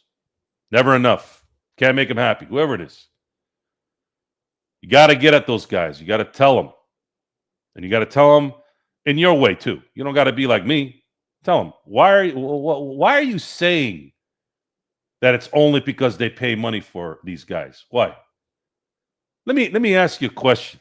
They gave Shohei Ohtani $700 million. And then in one calendar year, they got that money back. So ask that person that question. Tell them, okay, let me ask you something. I know you don't have 700 million hanging around. Let's say you got $7,000 for an investment. Still a lot of money for some people. But if I came to you and I said, if you put $7,000 in this thing, and all the metrics say you're going to get that money back in a year, and then everything from there is going to be profit, you're going to be able to find the $7,000. Somebody in your family, a bank, a shark, a hard money loan, you'll find that in a credit card. You'll be able to really, you'll find that money somehow if you know for sure you're getting that money back in a year and then it's profit after that. Every single person who does that is gonna do it. So why can't the Dodgers do it? The Mets could have done it. The San Francisco reportedly, the San Francisco Giants were going to give Ohtani $800 million. But Ohtani had a structure in this. Ohtani doesn't really care about money. If you don't believe me, just ask him if you can. Who the hell defers $680 million for 10 years? Someone who really wants to win. Someone who really wants to win and understands that I'm already rich. I'm going to get this money anyways. Might as well win while I'm at it. Tom Brady had the same mentality too. Michael Jordan stayed with the Bulls for that reason, even though he had one of the dumbest, cheapest freaking owners on the planet. I shouldn't say he was dumb. Reinsdorf had his good moments, but he was always a pain in the ass with money. It's kind of like the Mike Brown of basketball. Anyways, point is, the same jerk-offs who bitch and whine about things like that are the same assholes that would do the same thing if it's presented to them. That's why they're stupid. No one is going to say no to an investment that's going to pay off. None of you. And that's what this is. And there's still 8 more years to go. How about that? How about that? How about that? You're going to see, I have no doubt, you are going to see at least a championship in half of those 8 years. Half. Barring any catastrophe to Ohtani's arm or whatever. And something's brewing. Something's brewing right now. If the Dodgers end up with Skubal and or Tucker, this Tucker thing has got me very, very, very, very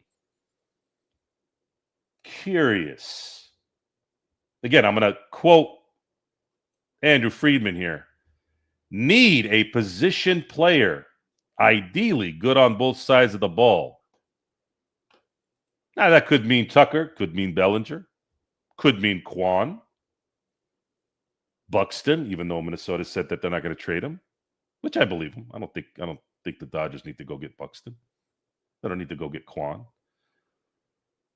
But the Dodgers are going to sit back and they're going to go, let's see if Toronto drops $8 and $300 million.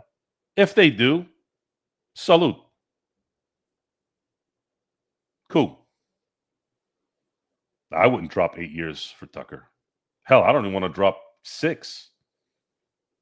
I think the sweet spot for Tucker, if it were me, would be 4.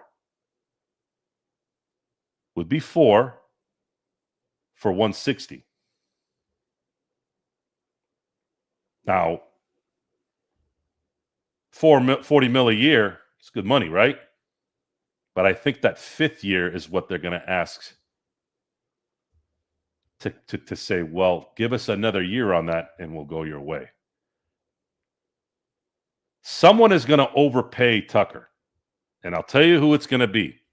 It's either going to be the Mets or Toronto. If both those teams don't overpay, the Dodgers will get Tucker at the price that they want. Legend, good to see you, my friend. Thank you for being here.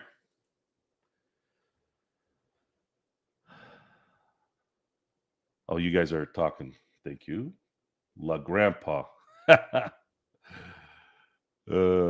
guys talking about LeBron. Joe is going to read the comments. Is Joe going to read the comments? Guys, do you guys want me to read comments or do you want me to commentate? This is a show about information, right? Or do you want me to just play boxing with you guys? Tonight was information night.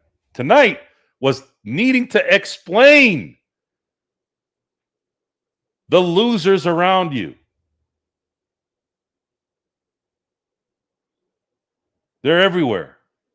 It's not just in sports. Sports is a microcosm of society.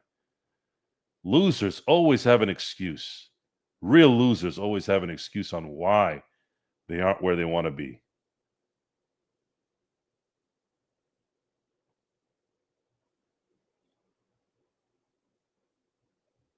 Do they still need pitching? That's a good question, actually, Eric. My instinct is that you always need more pitching, because if you look at the history of Snell, if you look at the history of Glasnow, you saw the year Yamamoto had. Yamamoto was the only was from beginning to end and got worked in the highest pressured games there at the end too, to boot. And he's going to be pitching in the WBC. So when you say, do we need pitching? Absolutely, we need pitching. And you also have Ohtani, who is, and this is coming from Doc, he is going to pitch to start the season, and he is going to pitch on regular schedules, 5-6 days. And he is going to pitch all year, barring a tweak. Guys like Shohei, guys like Freeman do not like to miss games. This is not about analytics, not about strategy. You look at the history of guys like Freddie Freeman and Shohei Ohtani, they do not. I'm kind of speculating here, but it's kind of obvious too. I don't think they even come near those guys. Not Freeman, not Gomi, not Roberts. No one. I don't think anybody goes to them and says, hey, man, I think we're going to take you out for a couple days so that, you can rest. I think they probably look at him and go, what the fuck are you talking about? Let me go out. You look at somebody like Freddie Freeman. Freddie Freeman is just under 600 hits away from hitting 3,000. You think he wants to miss games? You think his mentality is about not being available and being valuable every minute? Come on, man. The Freddie Freemans don't grow on trees, baby. They don't grow on trees, man. That's a gem of a gem. And then you got Shohei, who isn't just battling 3,000 hits, multiple championships. What slider he's throwing, what cutter he's using, none of that. Shohei is 8 years away from possibly being the greatest athlete of this century. Forget about baseball. The century. And that says a lot. We've seen some amazing athletes in the 21st century. We saw Federer. We saw Djokovic. We saw Tiger. We saw LeBron. And in 8 years,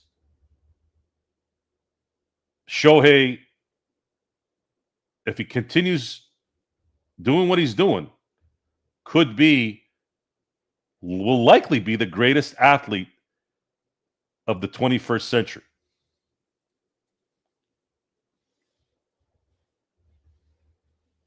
I ain't sit down. What are you, crazy? What'd you pay me for? To sit? They're everywhere I stay, far away from them. That's a good thing. That's a good strategy too, Drip. Losers suck energy out of the room. Unless it's good banter. I love competitive hate. It's a completely different thing. Completely different. You screw the Dodgers and they're Giants fans, let's say. Screw the Dodgers. I'm sick of these guys and I'm going to beat them. Okay, yeah, cool. That's fun. That's the fun part. I love that. I freaking hate the Dodgers. I hate LA. I hate that song. I hate Freddie Freeman because he's always good. Okay, I'll buy that one. I get it. I get that frustration. But then when you come in, they're only winning because they're paying for everything. They only won because it was a Mickey Mouse win. Okay, Mickey Mouse win. They won 70% of their freaking games in 60 games. So they win then, and then they again do it again in 24, and they do it again in 20. So what is it? What would have changed in 2020? What? The Marlins would have won? What? Who would have won? They came back from 3-1 too, by the way. Down 2-0.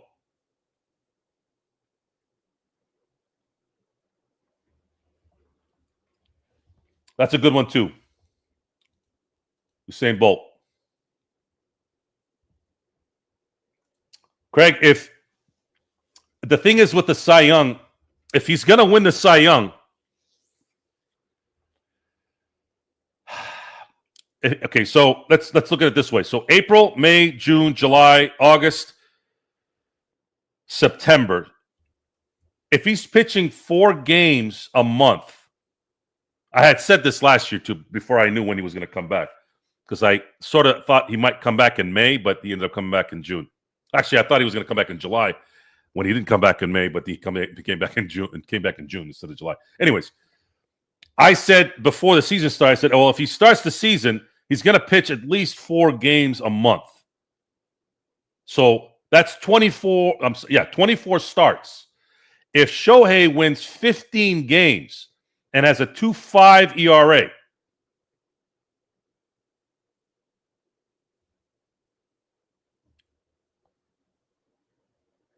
it's going to be hard though, because Skeens is not going to be. Skeens is going to still be at what? He was below 2 this year, right? Is he really going to go below that much higher above 2? What if Yamamoto is a machine and comes out and wins 18 and has a 2.1 ERA? A lot of the votes are going to go between Yamamoto and Shohei. Yamamoto would have to not pitch for a couple months.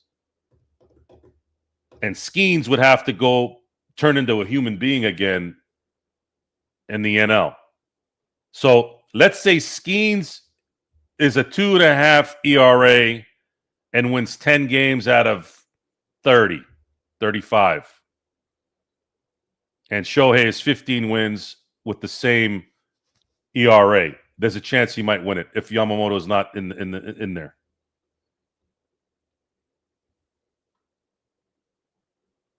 I think what would likely have to happen, it would have to be kind of like a Urias year where he just always got run support and he won 20 games in 2022. Remember that?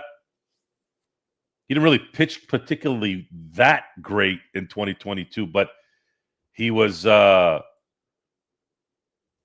he just had the luck of the run support that year. Was it 2022? Let me look back real quick. I hate when I forget things like this. Usually I'm good at remembering it. No, it's 2021. Sorry. Well, 2022, he had a 2.1 ERA. That was kind of like his best year, actually, because he still won 17 games. But in 2021, he won 20 games, was 20-3. Had a 2.9 ERA. They love ERA in baseball. So could Ohtani pitch a 2 ERA and win 15? That would be a Cy Young. Does he only hit 40 home runs if he does that?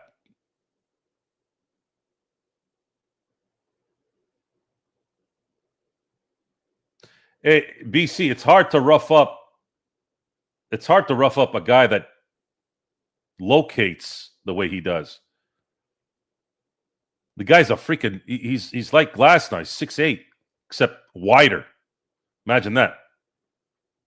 And he can locate like the best of them. And he's so detailed and so meticulous. And he's a mean dude. He's a quiet mean. It's like Randy Johnson. Although Randy Johnson shows, I've seen him show a little bit more, but we haven't seen Skeens get bothered enough yet. Pittsburgh media is a little easier to deal with than New York.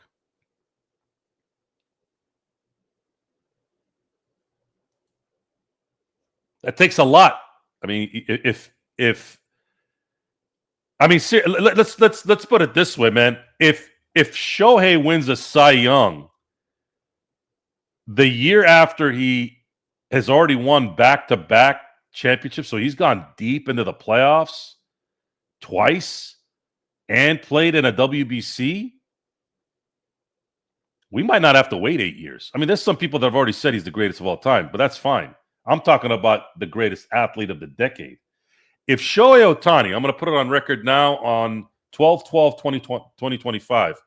If Shohei, because if he wins Cy Young, he's going to win MVP. That's the funny thing about that, is if he's a Cy Young guy, because he's going to drop 40 home runs. He can hit 40 home runs in his sleep. So he wins a Cy Young, hits 40. Dodgers win the division, all that stuff, right? How is he not the greatest athlete of the 21st century at this point?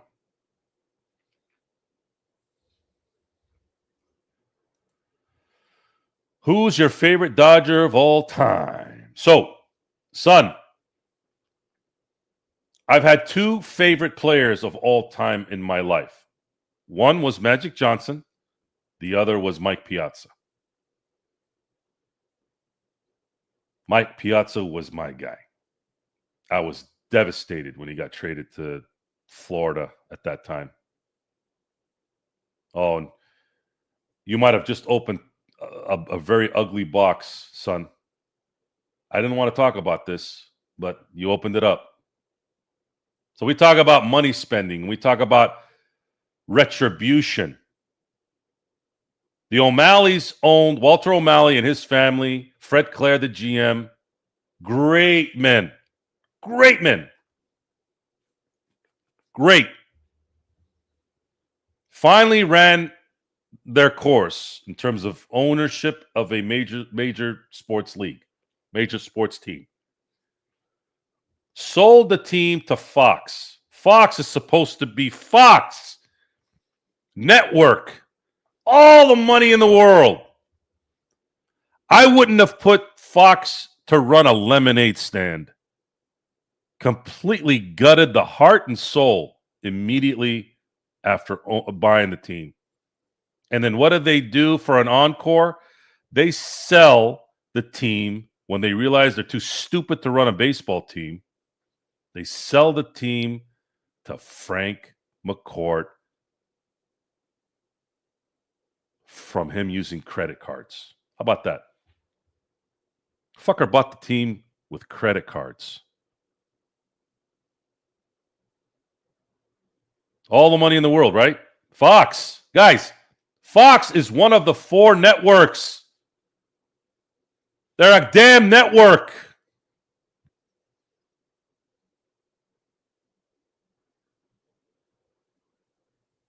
Yeah. So Dodger fans had to live in a world between 1996 to 2012.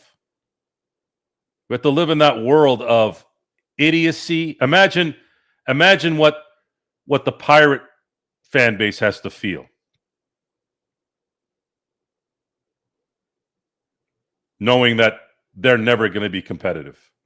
By the way, that whole Schwarber contract thing was a PR stunt. They knew that Schwarber was going to take that contract. They knew. It was all bullshit.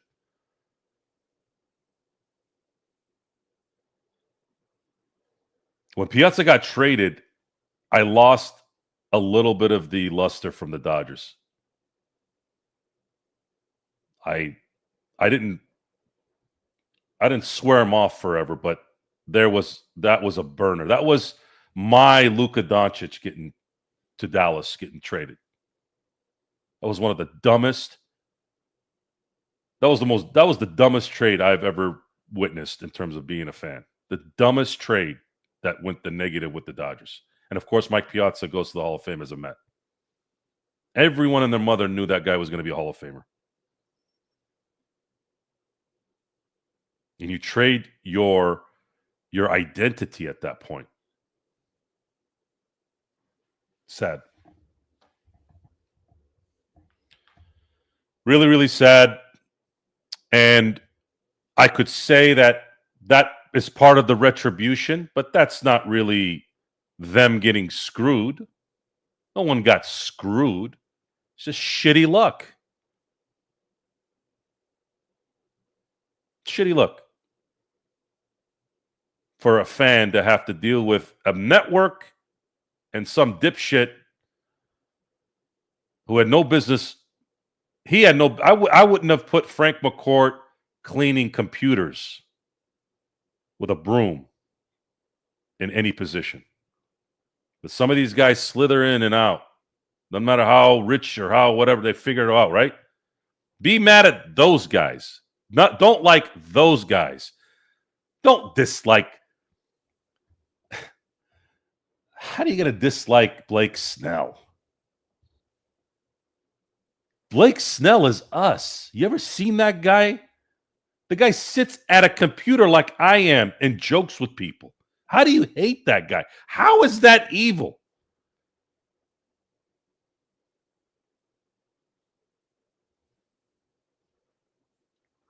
Does Roki Sasaki look like an evil guy?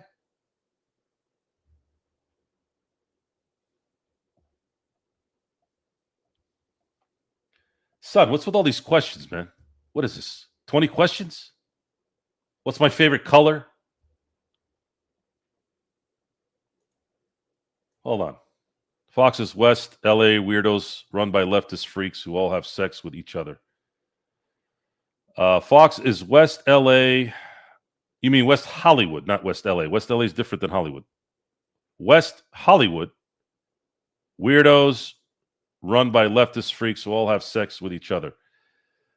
They might have sex with each other in West LA too. I probably. Joe, honest thoughts on Puig. The wild horse had his moments. He was very clutch. It's just the skill set ran its course. He did a little bit better than Raul Mondesi. Let me just put it that way. Aaron knows what I'm talking about. And Drip Show knows what I'm talking about too. He was a better version of Raul Mondesi. Raul Mondesi was supposed to be the next Roberto Clemente. Maybe not in his humanitarian phase, but player-wise, I mean, one of my favorite things is a good fielder that can throw people out. And my first experience with that was Raul Mondesi growing up. Raul Mondesi was tagging guys left and right. His arm was a freaking cannon. And Puig was like that too.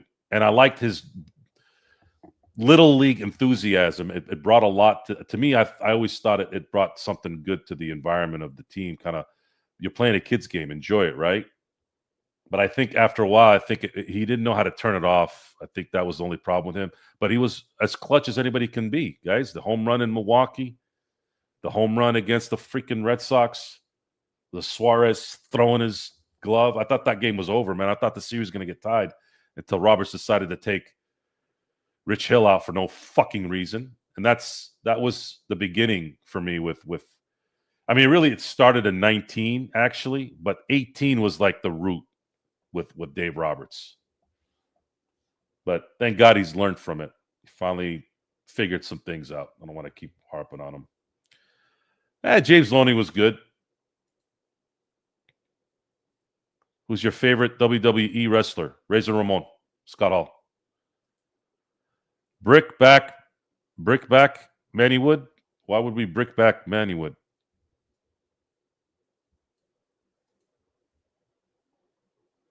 How many players did Jeannie Buss sleep with? How the fuck would I know?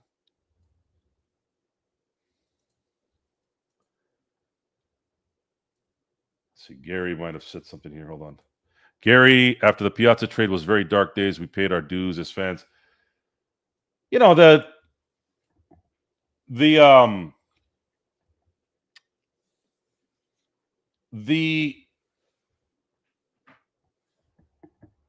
how do I say this?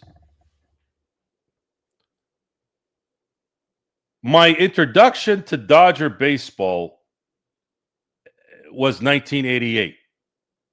I knew greatness out of the gate.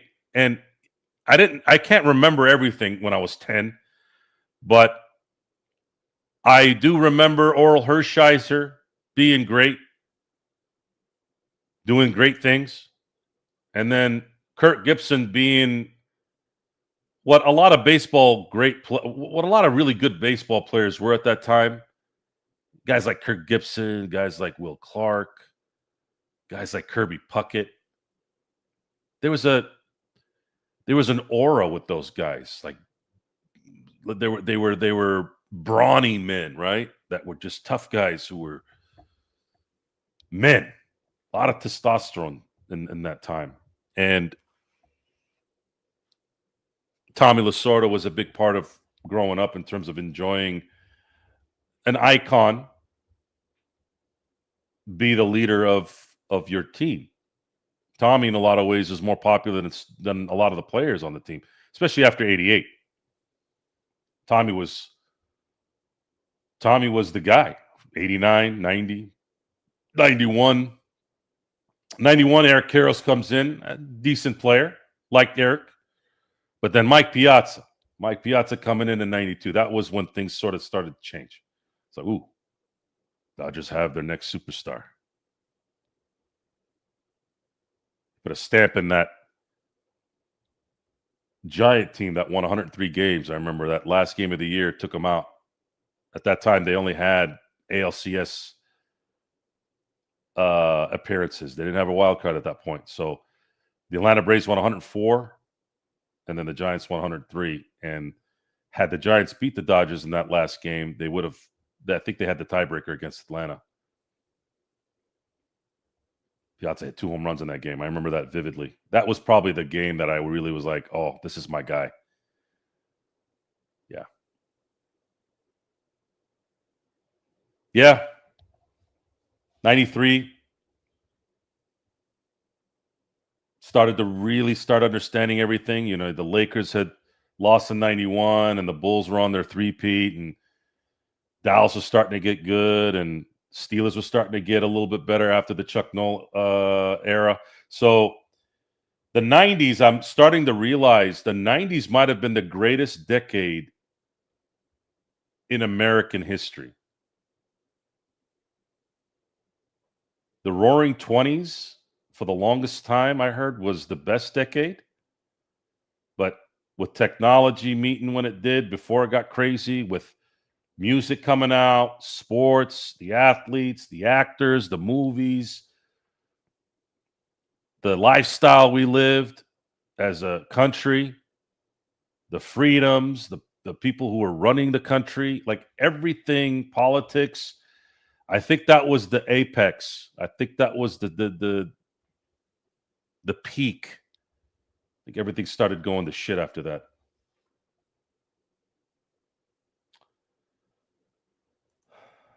Clemente's greatest arm I've ever seen threw out a runner on the fly from right field wall of Dodger Stadium. That was when the park was much bigger.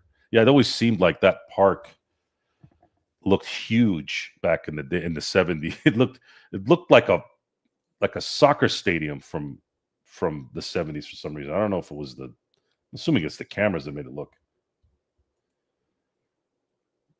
Yeah, Vesia, man, that's a burner. Just absolute tragic how that turned out. Same here, brother. 88 for me. Lake Show and the Dodgers was a great year. And see, I was not at that time. I wasn't in on the Lakers, even though my dad was a Laker fan. I didn't become a dedicated, all-in Laker fan till around 91. So I never got a chance to enjoy the Laker run of that late 80s. I was too young. Baseball always seemed to be the first sport. Baseball always seemed to be the first sport kids get into first. I don't know why, but at least for me, that's how it was. Joe, would you fight Max Kellerman in a celebrity boxing match? Would you win? I would never fight anyone in a celebrity boxing match. That's a degrading, pathetic event to be in.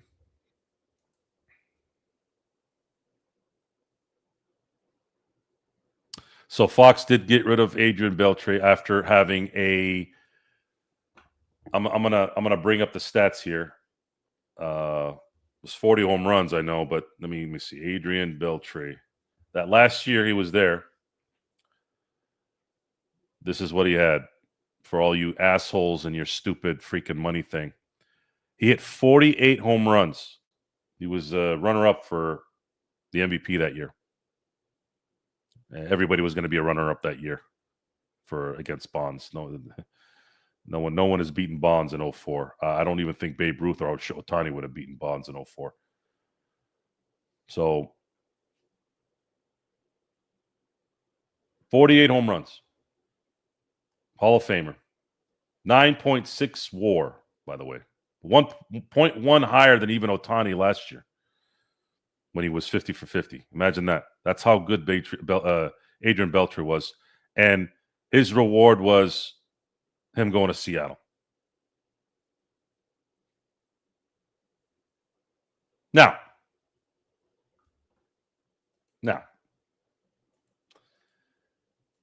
I'm going to give Fox a little bit of leeway here.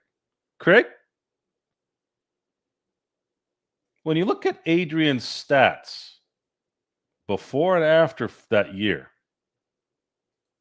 and that was before the rules were finally tweaked.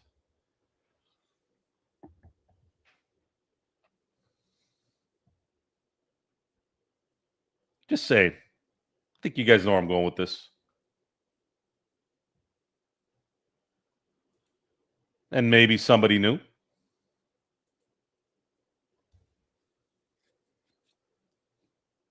Now, guys can have a crazy year and then, there's an injury the next year or whatever. So, Craig, check this out. So, Beltre hits 48 home runs. He never hit more than 40 again, right? He played 156 games in 04. And then he played 156 games the first year he was in Seattle. And he hit 19 home runs. It's a pretty considerable drop. So that's it. Nonetheless, I'm not going to harp on that too much. Still a bad move. You don't trade Hall of Famers away.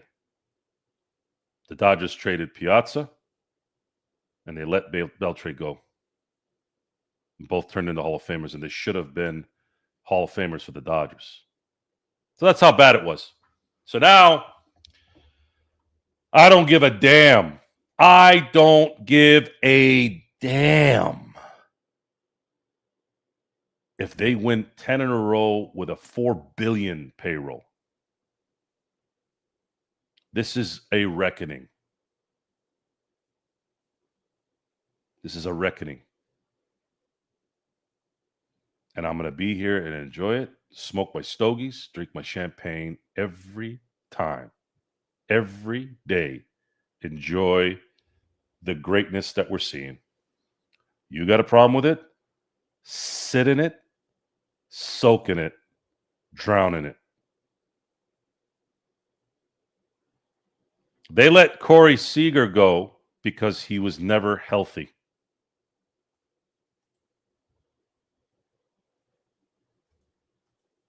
And they were planning to pay, they were plotting for Ohtani.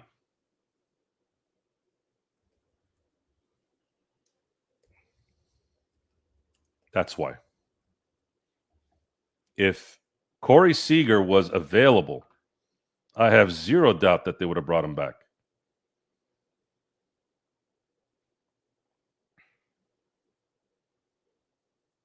Zero doubt.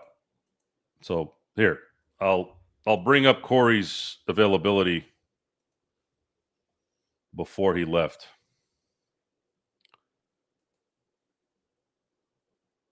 So in 2021, he played 95 games. In 2020, even in that year where they only played 60 games, he still missed 8 games that year, although he was pretty damn good in the playoffs that year, so I'm not going to harp on that one too much.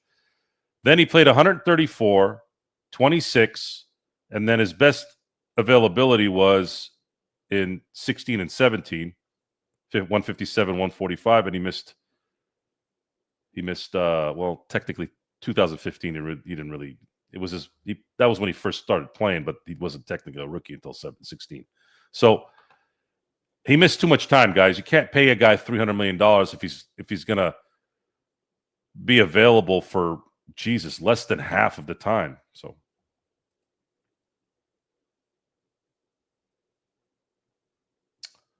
smoking what, a cigar? Trey Turner, there's a reason why they call him low leverage Trey Turner. Plus, Trey wanted to go back to the East Coast. I also think that Corey wanted to get out of LA too. There's no report of it, but I think Corey wanted to get out of LA. Corey's is a country boy, by the way. He's from North Carolina. I think Texas was the perfect spot for him. I think that's kind of how I look at it. UCLA basketball, the 60s and 70s, Dodgers. Thoughts on John Cena's last? I don't give a shit about John Cena. Let's see here. Why do you think Aegon never worked with the Dodgers? Who says he didn't work?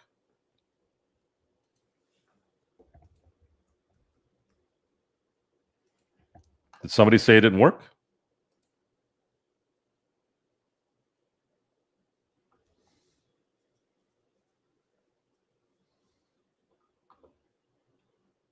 I thought Adrian was great. He kind of just missed the boat. I mean, even speaking of 2017, he might not have played a lot that year, but he was an integral part of building that culture. He was traded from Boston to LA in 2012, right? So he had played 159 games, 157, 159, 156, 150. He was available.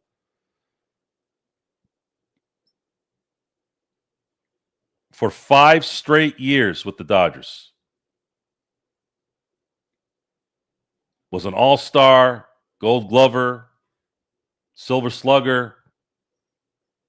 I'd say he worked out pretty damn well. It's just that last year he was in LA, just ran out of gas. He ended up going to the Mets and played 1/3 of the year that year, and that was it. But I'd say his time in LA was a success. Thoughts on Luke Walton as a coach? Do you write this stuff down to ask me, or do you just think of this shit up? Luke Walton was a unfortunate disaster. Son is sounding like an automation script. Yeah, I know that does sound like that. But it's okay. It's nice. It's a workout, guys. I hadn't been asked about Luke Walton in a long time. That's actually nice. I mean, what can I say? Thanks, JY. Yes, please. For those of you who are here for the first time, like, subscribe, hit the notification button. For those who aren't watching it live, you'll want to watch it live so you can ask questions like sun, like, do you prefer the moon over the sun? Or do you prefer black hair over red hair? Down there.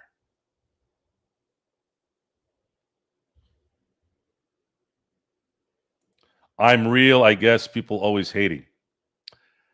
It's unusual. I wouldn't say hating, but I'm gonna throw a couple jabs in there. You just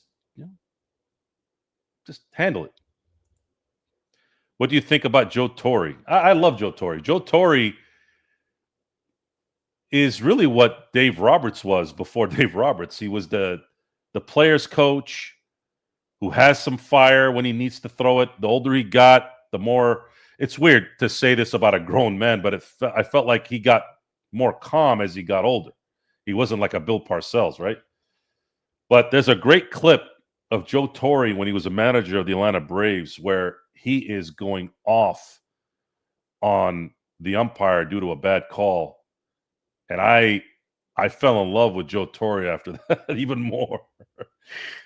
Because you started hearing Brooklyn coming out. And Joe Torre always had this calm, Joe Cool type demeanor when I started to get older and understand what was going on and getting to know who Joe was. I mean, I remember when he was a manager with the Cardinals. And Joe wasn't good. At least I didn't think he was. When he went to New York, that's when he became a Hall of Famer, Hall of Fame manager. I think a lot of that's he could manage egos and he could also manage the boss. That's a big talent to have in those cases. Who was Jeter's hottest girlfriend? Oh, that's a hell of a question. All right, Roger. I'm gonna go Jessica Alba. Jessica Alba to me it still is for me grade A. But you can't get that answer wrong, Raj. You can't get when Mariah Carey's probably the least hottest one out of a group. That says a lot because I mean Mariah Carey's personality isn't my cup of tea, but she's still an attractive woman. Oh, absolutely. From everything I've seen and read and researched, Joe Torre was bound to be a great manager from his playing days. Who was A-Rod's hottest girlfriend? No, Tori Wilson. Tori Wilson was his hottest woman. I still like her. Oof. Is TJ Watt in the hospital? Yeah, he had a collapsed lung from needling. I didn't know what the hell needling was, and then I was like, well, is it acupuncture? Like, which one is it?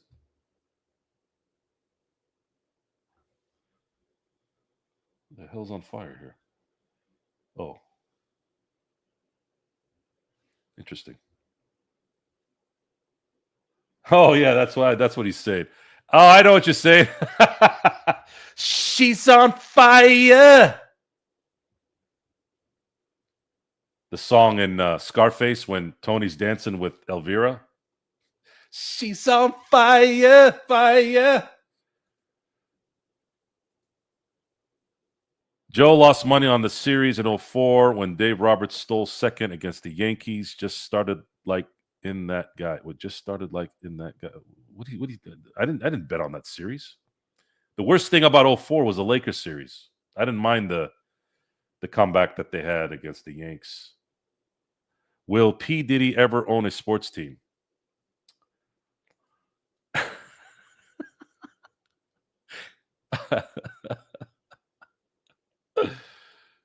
Oh, man. I didn't know that, Raj. That happened to TT too? See what I said there? TT2. Son, if that piece of shit just disintegrated, it would be better for everybody. No, she's from Baltimore. Where's that? So I'll purposely dance like that when my wife and I dance at a wedding or a party. And of course, she gets embarrassed. It's hilarious. I gotta get the DJ to play that song and do that. But instead, I do that when he first looks at Frank as he's dancing. I've seen that movie so many times. You know, that movie tanked, right? And of course, in the 90s when it was popular, because a lot of the hip hop guys brought it to life because they had Tony's poster everywhere, and it a lot of times in art, and movies are considered art, obviously, right? So you have art sometimes that's too early, and then if you're lucky, you're still around for it to connect, to catch finally. Scarface didn't catch on until the 90s. In the 80s, it was a bomb because it was so violent. And people got really, really uncomfortable, especially at the end of that movie, when his sister comes in and she's so upset with him. She starts saying some incestual things. I didn't look at it that way. You could tell she was pissed off and just acting out. Wasn't legitimate, but some people take that to heart, man. Trayvon, good evening. I'm doing very, very well. This show is going by very quick. I swear I looked like what felt like just a minute ago was only 20, half an hour in, and all of a sudden it's 2 hours later. Howard Lakes is going to keep these young athletic teams. They can't, tough. I think Reeves might be out. Anytime they start hinting at stuff, I think he's going to be out. The Lakers need to get out of their predicament right now, and that is dead weight, shitty contracts, and non-athletic players. It's just not going to work this year, guys. A miracle would have to happen. SGA would have to get hurt at the right time. And things do slow down in the playoffs, usually. But really, it's OKC. It really is OKC. Because a lot of these young guys, they'll start to feel the pressure when it matters. And when you have Luka and you have LeBron in those situations, you still got to kind of side with them a little bit. But the issue is, again, you're not going to have that issue in the regular season, and the Lakers need to win as many games as they can so they can avoid OKC the longer they go. They have a better chance if they get the second or third seed because they can avoid OKC until the Western Conference Finals should they make a run. They're going to have to deal with athletes, man. They're going to have to deal with those athletes, and they got to win these games, and they got to get that 2 or 3 seed to even have a little bit of a shot. And then you got to hope that LeBron is not beat up like he's been the last couple of years. Yeah, Houston's young, and San Antonio have some young parts, but a lot of times the young guys, pressure changes things, guys. So those guys in a 7-game series against seasoned guys, and of course Luka's in his prime, guys. That when Luka turns it on, he can win any game in that kind of atmosphere, and he has. But they're gonna need LeBron to be the 1A, otherwise it's not gonna likely happen. Oh, hey, Sung, are you gonna be at the game tomorrow against De La Salle?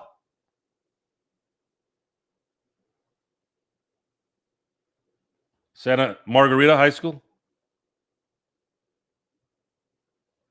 See, you didn't think I paid attention to high school football, huh? So, Raj, a Bronx Tale is probably there's been some discussion because it's kind of like a 3-way tie. It goes back and forth. Favorite movie: The Godfather, Goodfellas, or A Bronx Tale. I always go between those three at some point.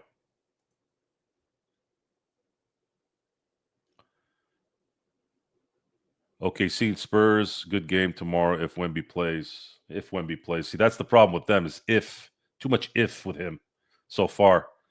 That's the problem. Luka in his prime, we don't have a draft capital to build this team during his prime without making some massive moves to get capital. So, Joe, I wouldn't worry too much about that. The draft capital is coming. Why would I pray for Chris Paul? Did he fall down the stairs or something?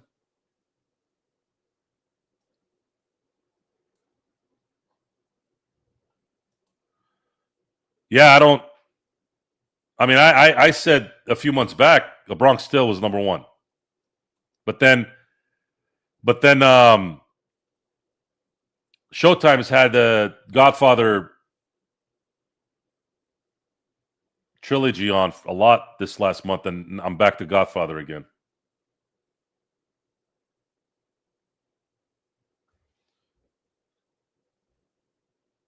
So I got my boys talking on the chat while they're listening to the show. Okay, here, hold on. Son has another question. Question 45 for the night. Thoughts on Deion Sanders going 3-9 this season with Colorado? Is he cooked? Deion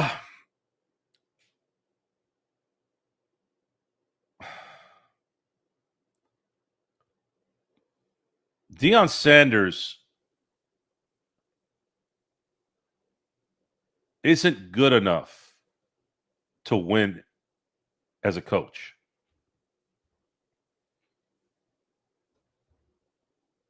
I don't think he has enough talent there.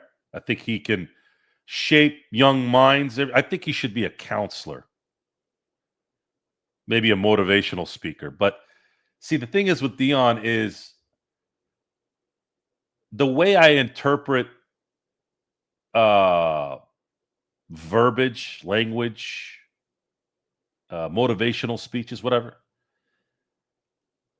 I don't really care for it. I don't care for it. A lot of people do. They got to go see a shrink. They like to go. They like to be motivated when they go with spin classes, and the spin instructor's sitting there going, "Put all your guys' stresses in your past. Think positive. Take all that negative energy and throw it to the wind." For me, when I go to spin class, which, by the way, I'm going to go in the morning, I like to just spin for 45 minutes. I don't give a shit about being motivated. I don't care about positive and negative ions and atoms and shit like that. That's me. I understand other people like it. So if I'm a player and I'm listening to another diatribe by Deion Sanders after 15 of them, I'm probably going to get bored. And maybe these guys are there too. I think he's a cheerleader. I think Raj put it right, perfect. Here you go. Thanks, Raj. He's too rah-rah. Now, here's the thing, though. Hold on. Yeah, Phil Jackson was never an X's and O's guy either.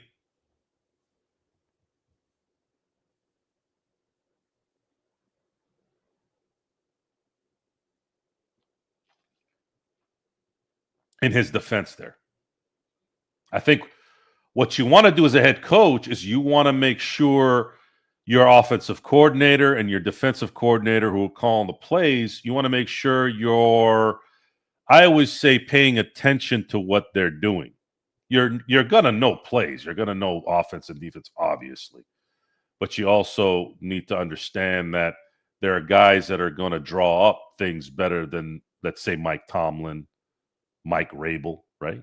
Hell, even Bill Belichick didn't call the plays on offense, right? He's a defensive mind. Josh Daniels did that. He could he understands the plays. He knows what he wants.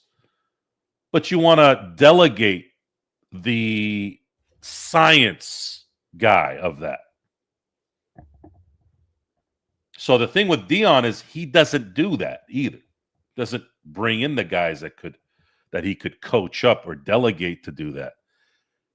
I think it's a lot of the stuff is contradictory. I think he preaches about a lot of things, but there's also a lot of entitlement there. There's a lot of privilege, if you will. And people see through that. And I don't dislike Dion, but there's things I do think are stupid that he does. There's a lot of dumb things that he does. Like he'll say things like, I ran this league, so I know more about the NFL. When he was being interviewed and they were talking about his son coming in, I'm like, dude, don't do that. You didn't own shit, okay? You won because in 1994 and in 1995, you were paid to be a merc to win in an era where free agency had just started.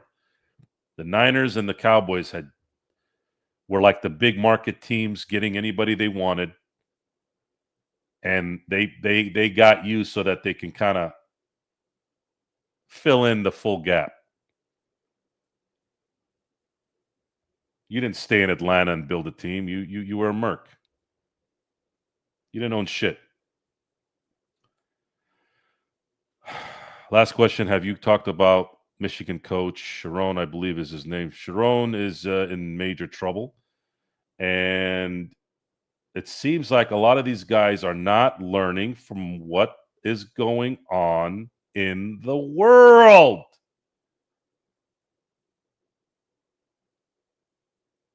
Hold on. Let me segue into this first. It's hard to win when you only have 8 toes. You got to be at 10 toes down, Joe. LOL. I thought you were serious for a second. I didn't get the LOL at first.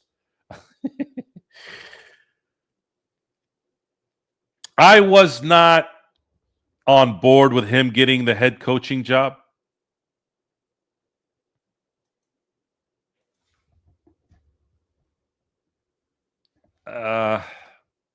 There was a temperament there that I didn't like. I think he was too erratic, and this is before I heard anything of this stuff. And when you saw what happened,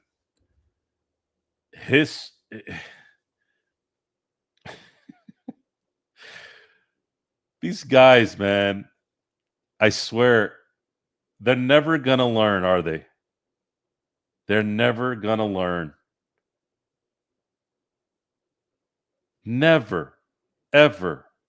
If you're gonna be a sleazebag and work around your spouse, your friends, make sure the person you're fucking with, literally and figuratively, has more to lose than you.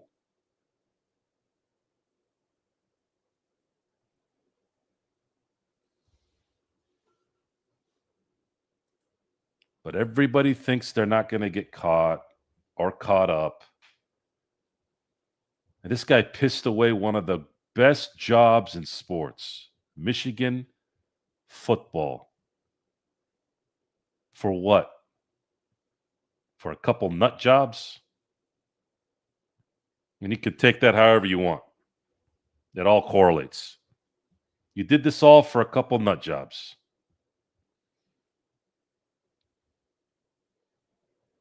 I hope it was worth it.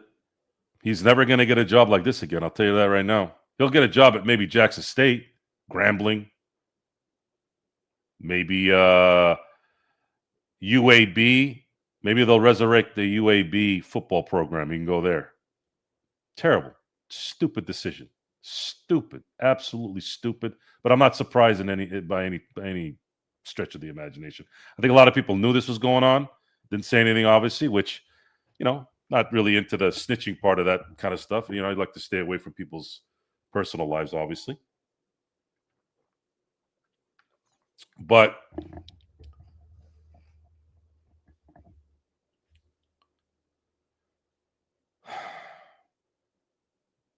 yeah, Raj, why did you pick Howard University? Was it because Son had to bring up P. Diddy for the fucking 10th time on this show?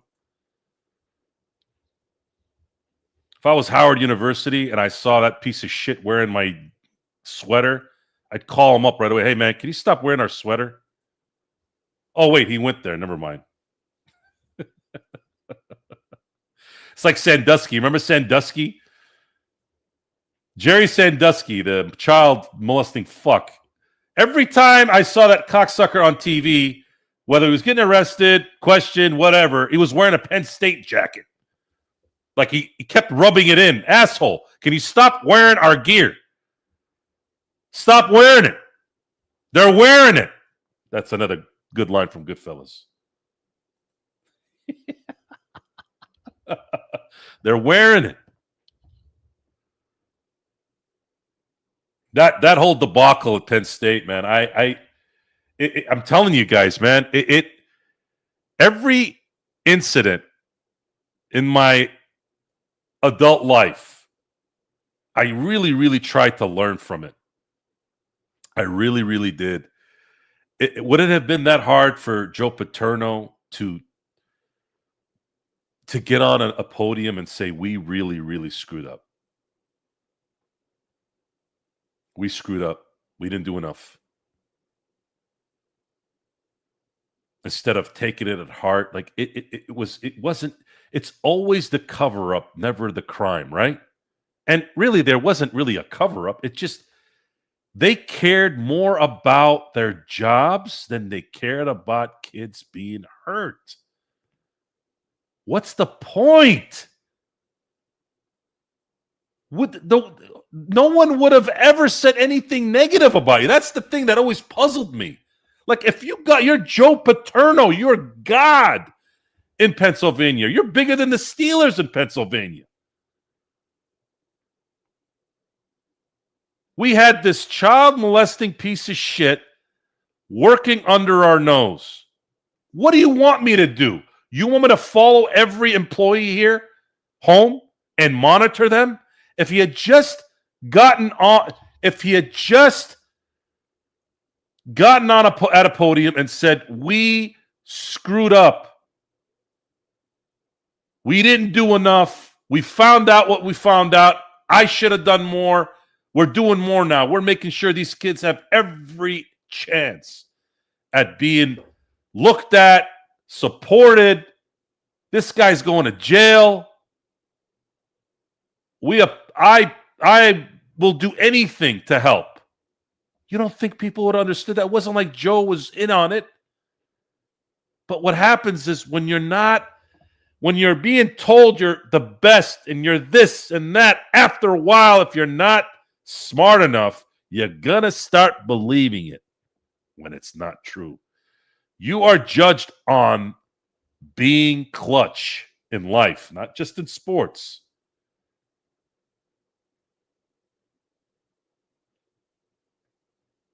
The things that matter. Can you perform when the things get crazy? Can you perform? Especially in the real world, not in sports. So,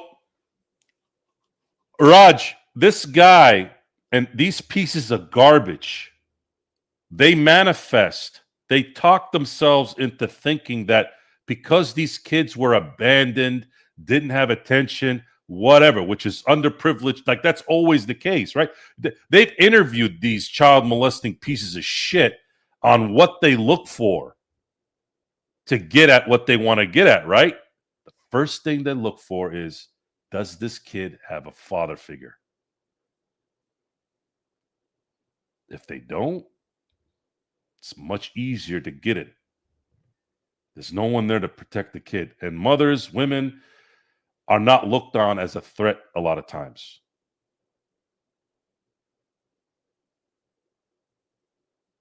So when I get pissed off at someone like Anthony Edwards for being a deadbeat piece of shit, Tyreek Hill being the same scumbag sewer rat where he's just impregnating everything left and right, Adrian Peterson being the piece of shit he is. This is why I get pissed off. Because the children are the ones that get fucked up, and it fucks up the next generation and the next generation, because you can't help yourself from fucking whores. And those same whores want you to get them pregnant so that they can have a lifestyle that they want at the back end of a child. That's what they use that child for their own selfish, disgusting, pathetic existence. Yeah, Aaron, I feel like I was in this mode of, it's been what, a month and a half now, almost a month and a half since the World Series. I'm still hearing the same shit, and I think what's bothering me is the fans, Dodger fans, are still talking about those who were spewing the BS. Oh, because, well, it has a lot to do with the fact that they just got Edwin Diaz. So it kind of creeped back up again, right? And we segued into the Sandusky piece of shit. But it kind of connects with kind of a lot of what we're talking about in terms of doing the right thing and staying away from garbage. Yeah. I'm checking some of the updates here. I don't see any updates yet. Let me see if I can refresh. Yeah, there's nothing really going on. Oh, some more news about the Tyler Skaggs thing. Speaking of, since we're kind of talking about bums and scumbags, another chapter in the Artie Moreno is more cheap than I thought story. Artie Moreno's owner of the Anaheim Angels, guys. Per Sam Blum reporting about details in the Tyler Skaggs trial, the Angels did not pay out all of Skaggs' 2019 contract. His salary that year was $3.7 million, and he died on July 1 of that year. So this was the virtual halfway point of the season. I mean, Moreno couldn't even give that to his family members, next of kin, ? You just had to save that $1.85 million. No class, particularly when there's obviously a possibility that the team is at least partially responsible for his death because they employed the guy who gave him the drugs that killed him. I'm a little torn on this. That part is always an interesting one, where the owner doesn't pay out the contract for whatever reason. Anyways, but drug addicts, drug users, I don't think I'll ever buy into the enablers. You made a choice. You're a grown-ass adult. If you're a child, if you're a high school kid even, sir, yeah, sure, I'll roll with that a little bit. But grown-ass man, I'm not going to blame, oh, they hired a guy that gave him the drugs. Okay. So? I mean, did you tell the guy to give him drugs? I mean, that's a different story. People are going to be crooked, man. Sometimes you don't know. Sometimes they fool you. It's life. Yeah, well, that's how you get it. That's the easiest way to get at that, Raj. It's not the first time, not the last time. And yes, the World Series result is still setting in. So it's still not set in, Aaron. I still haven't set it. I was so miserable that whole series. I was after game 3, I was dead. Game 4 and game 5, I was dead. Like, I was done. They got their asses whooped in 4 and 5. I was like, this is over. They're gonna get waxed in game 6. I didn't watch the first 7.5 innings of game 6. My chest was, I think my chest still hurts from that shit. Watched the ending, obviously. Thank God I didn't miss anything. I rewatched the whole game eventually after that, though. Game 7, I started watching it from the beginning, and then when Bichette hit that 3-run homer, I changed the channel again for about four innings. I started watching it right after Muncy hit the home run and made it 4-3. And then watched that gorgeous 9th inning. I must have watched Kershaw running out with that smile on his face a million times. It still makes me, yeah, Kershaw going out like that was just, oh my God.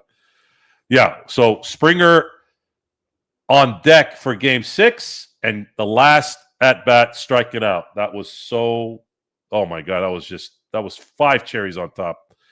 I agree. I never understood them charging drug dealers. You made the choice to take the drugs. Yeah, again, it's not something that people want to hear from people like us because it's insensitive, but I'm sorry, I'm not blaming the drug dealer in that case.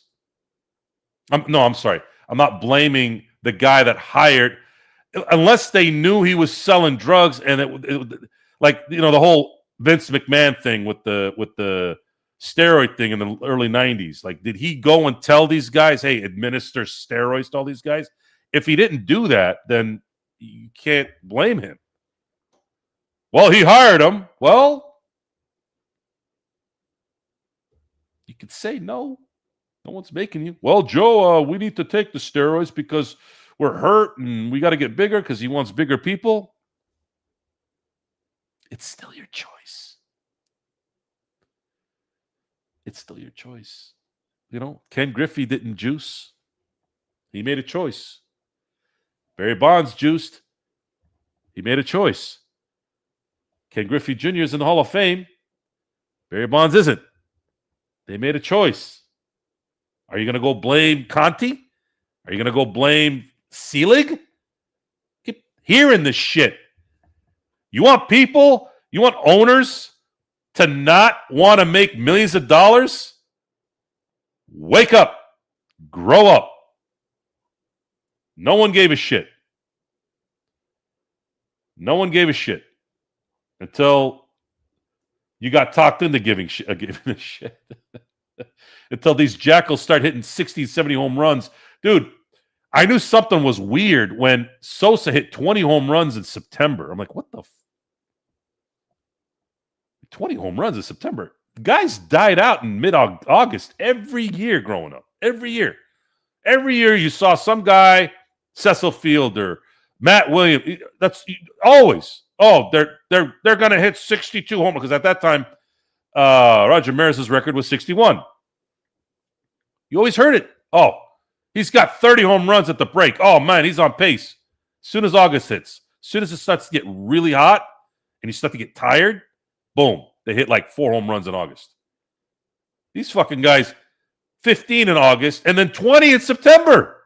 It's like, God damn, man, what's going on here? Well, you saw what happened. Max Muncy, Will Smith, our 2020 core. Well, Max Muncy's been with the team since 17. Now, Will Smith was on the team in 2020, except he was the backup catcher. Remember, Barnesy was the closing catcher for the World Series that year. He had that hit that forced Kevin Cash, for whatever reason, to pull a Dave Roberts at that time. I vividly remember that. I was like, Kevin Cash just pulled a Dave Roberts. And then as soon as they got Snell out of there, this was in the 6th inning. He only had like 73 pitches, by the way. As soon as Barnesy hit that single up the middle, they took out Snell, and then they scored 2 runs in that inning. They were getting smoked by Snell that whole game. One little middle hit. All those ungrateful assholes that shit on Barnesy before he got DFA'd this year. It's like, dude, Barnesy's awesome, man. He was always there when it mattered. But after the game 4, it was a pivot to Barnes because he was a favorite for Kershaw and those guys. Steroid was still the best era in baseball history. Stats were up. The attendance. There's a good argument of that, yeah. Although I think right now baseball's at its peak. And this ABS system is going to make it much easier because now the bad calls are not going to happen 99% of the time instead of 90% of the time. Actually, they said they did a poll where umpires were right 88% of the time. So now this is going to go up to 98, 99, which is virtually going to just think of tennis when the graphics thing came in. You don't hear about anybody going John McEnroe on anybody, unless, of course, it was Serena Williams. But Serena likes to be a little sassy.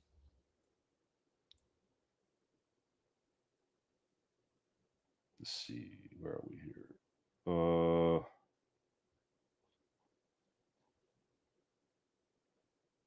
Yeah, I heard that too. He said, "Let's go Doyers." He said Doyers a few times in that interview, by the way. That's funny. Sorry, I didn't show that one there. There you go. Joe, I need to hit the strip club. All right, have fun, bud. Throw a little motorboat for me, will you? I don't go to strip clubs. I'm just vicariously living that through you. Excited for this guy to close games. Me too, man. Dude, if this guy... So, Edwin Diaz closed all but one game.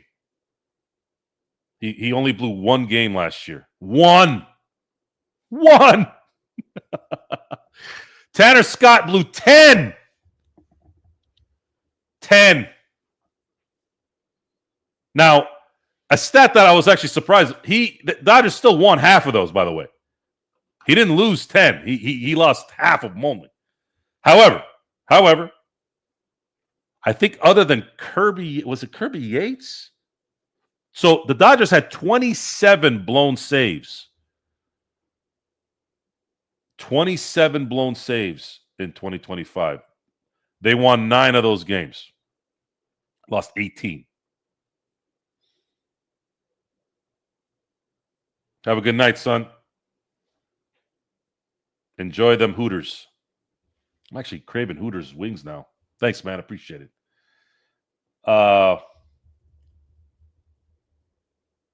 9 and 18. I don't count the 9 wins. If you blow a save and you still win, I don't give a shit. Still a win. So they lost 18 games from blown saves. Percentage-wise, they say that a good team is only going to blow 10 to 15 games a year.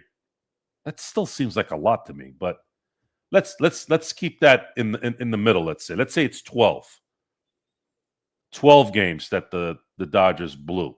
So based off that percentage, well, wait, what is that? Let's see here, 9 out of 27. Well, 27 divided by 9. Okay, so. Let's see. So we're looking at if the Dodgers had only 12 blown saves, they would have won 9 more games. Yeah. So they would have won 102 games. They would have got the 1 seed. They wouldn't have had to play in the wild card, obviously. A lot of weird things happened last year. Their starting pitchers really weren't all there for first 3 months. So they burnt out the bullpen. Yeah. There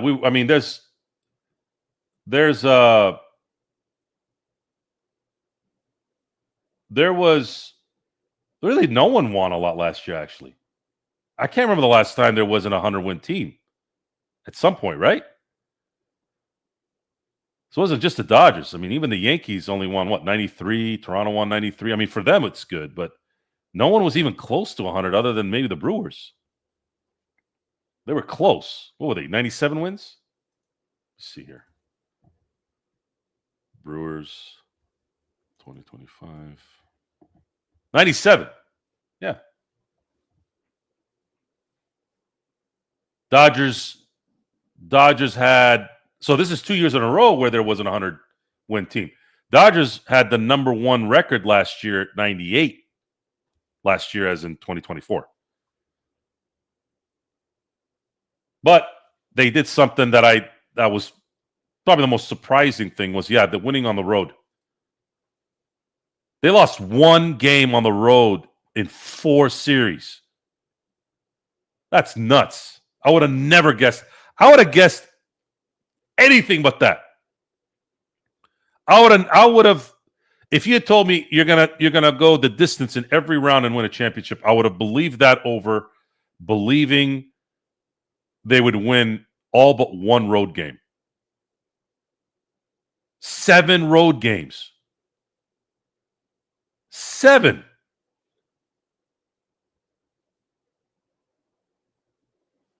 Crazy. So how good is Holmgren getting, Joe? Well, I'll tell you what, man. If he stays healthy, it's going to be a problem. I'm more looking to see what OKC does when their salaries adjust. Everybody's talking the positive, but I'm like, hey, man, Oklahoma City doesn't have TV money like the Lakers. And the TV money in the NBA ain't like the NFL. So are these guys willing to win and have, I don't know what could be $200 million in luxury tax the last time I calculated?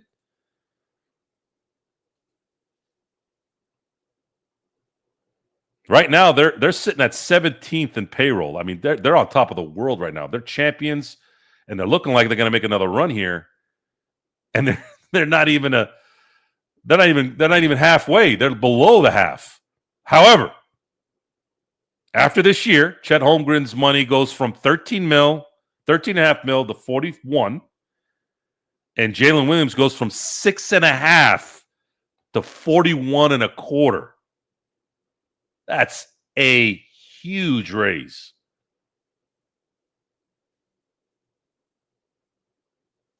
So, Aaron, that win in game 2, that was the game for me. I said,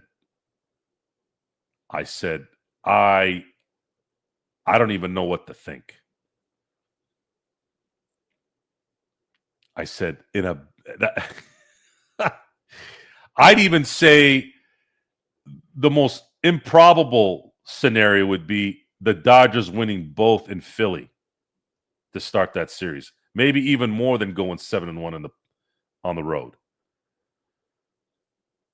There's zero thought that I thought they'd be able to get to both of those. I was almost sure they'd go 1-1. 1-1 for sure. And I was happy with that. Just get it to LA and win it in LA. Or even if you go 5, Philly's notorious for blowing those games, so I wasn't too worried about that. You win in Philly once, you can win in Philly twice in a game 5. But yeah, boy, what a series! Oof, what a playoff run. I don't think we're ever going to see a Dodgers series like this. Now, at this point, I should stop saying that because I never in a billion years ever thought I'd see a road team win every game in a World Series or in a series.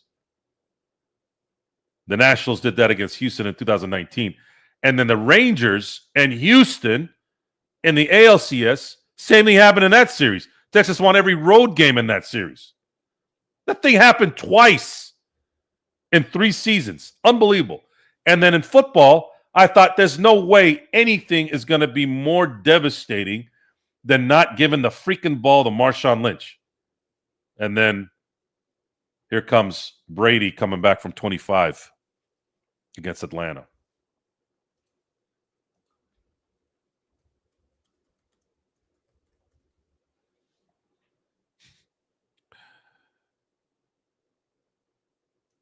Wow. Super Bowl 51. Pete Carroll.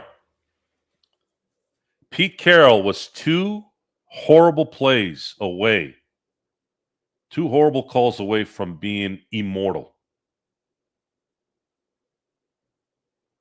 Lendell White's 4th and 1 non-conversion, giving the ball back to Vince Young in Texas. They go down and win the game in the last seconds of the game of the Rose Bowl in 2005. And then Marshawn Lynch. If Pete Carroll gets that first down, USC three-peats. No three-peat in college football history. Still to this day. At least not in modern calculations. And then he goes back-to-back in the NFL, which is like a three-peat in the NFL, right? The equivalent in a lot of ways. And he would have beaten Peyton Manning and Tom Brady in consecutive Super Bowls with Russell Wilson. And I am sure that loss would have broken up the Patriots earlier. That win kept the Patriots together. If they lose that Super Bowl, I think they start cleaning house earlier than they did.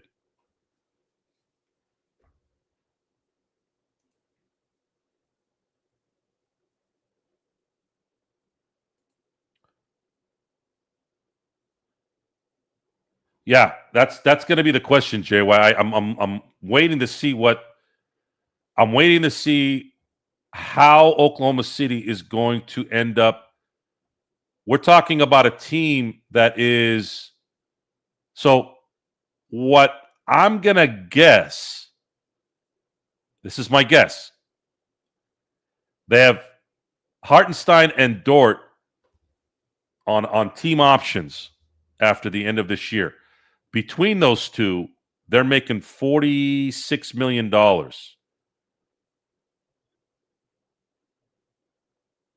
My guess is if they don't trade them, let's see, you can't really trade those guys because you have to have matching contracts. I would say they're probably going to let those guys go, is my guess. You're going to replace Hartenstein with a serviceable center that you don't have to pay a lot of money for. And then Dort will be covered by their high lottery pick. God knows who that's going to be, depending on how bad the Clippers are at the end of the year and how lucky they get in the lottery. They're set, dude. They're set. They have a few outs. I don't think they're going to keep Hartenstein and Dort, is my guess. And then Kendrick Williams as well. He's sitting at $7 million on a team option. Isaiah Joe's on a team option the following year. The other Jalen Williams, the one that spells his name with the Y, he's got a team option. I mean, Presti. See, here's the thing, man. This is the difference. Okay, look at this. 1, 2, 3, 4, 5, 6, 7, 8. They have 8 players on their roster with team options. If you look at fucking dumbass Rob Pelinka, almost all their contracts are guaranteed or player options.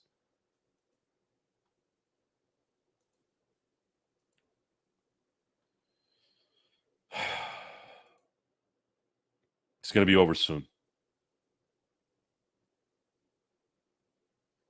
It's going to be over soon. Yeah, see? Look. Austin Reeves, player option. Vanderbilt, player option. DeAndre Ayton, player option. Marcus Smart, player option. The only dinkuses they have team options on are Dalton, Bronny, and Thiero. And that's not really even him. That's just how the contracts go for second-round picks. He didn't create that. That's just the second-round pick thing. Anyways, we've been here for 3 hours plus. I want to thank everyone for being here, listening to me rant. Some of you guys had some really good questions tonight too.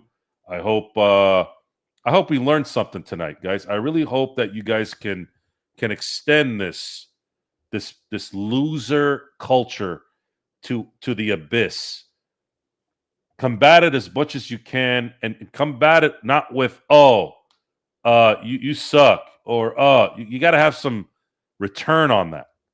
You got to really tap into those guys' psyche and really tell them who they are. But again, thank you for being here, listening to me rant, talking Lakers, talking Dodgers. I guess we were talking about some good stuff tonight, considering it was 3 hours later. I wasn't planning on being here 3 hours. I was probably planning to be here maybe an hour, hour and a half. But sometimes the discussion goes. We're here to rock and roll. It's a Friday night. Over here, it's still midnight. I know in Australia it's probably daytime, right? I think it's 5 o'clock in the evening. So, salute to my guy Mark. Salute to my guy SB, and then everyone else in the West Coast, Mountain, Central, and East Coast. Have a great morning. Have a great evening. Have a great afternoon. And until next time, we'll see you next time.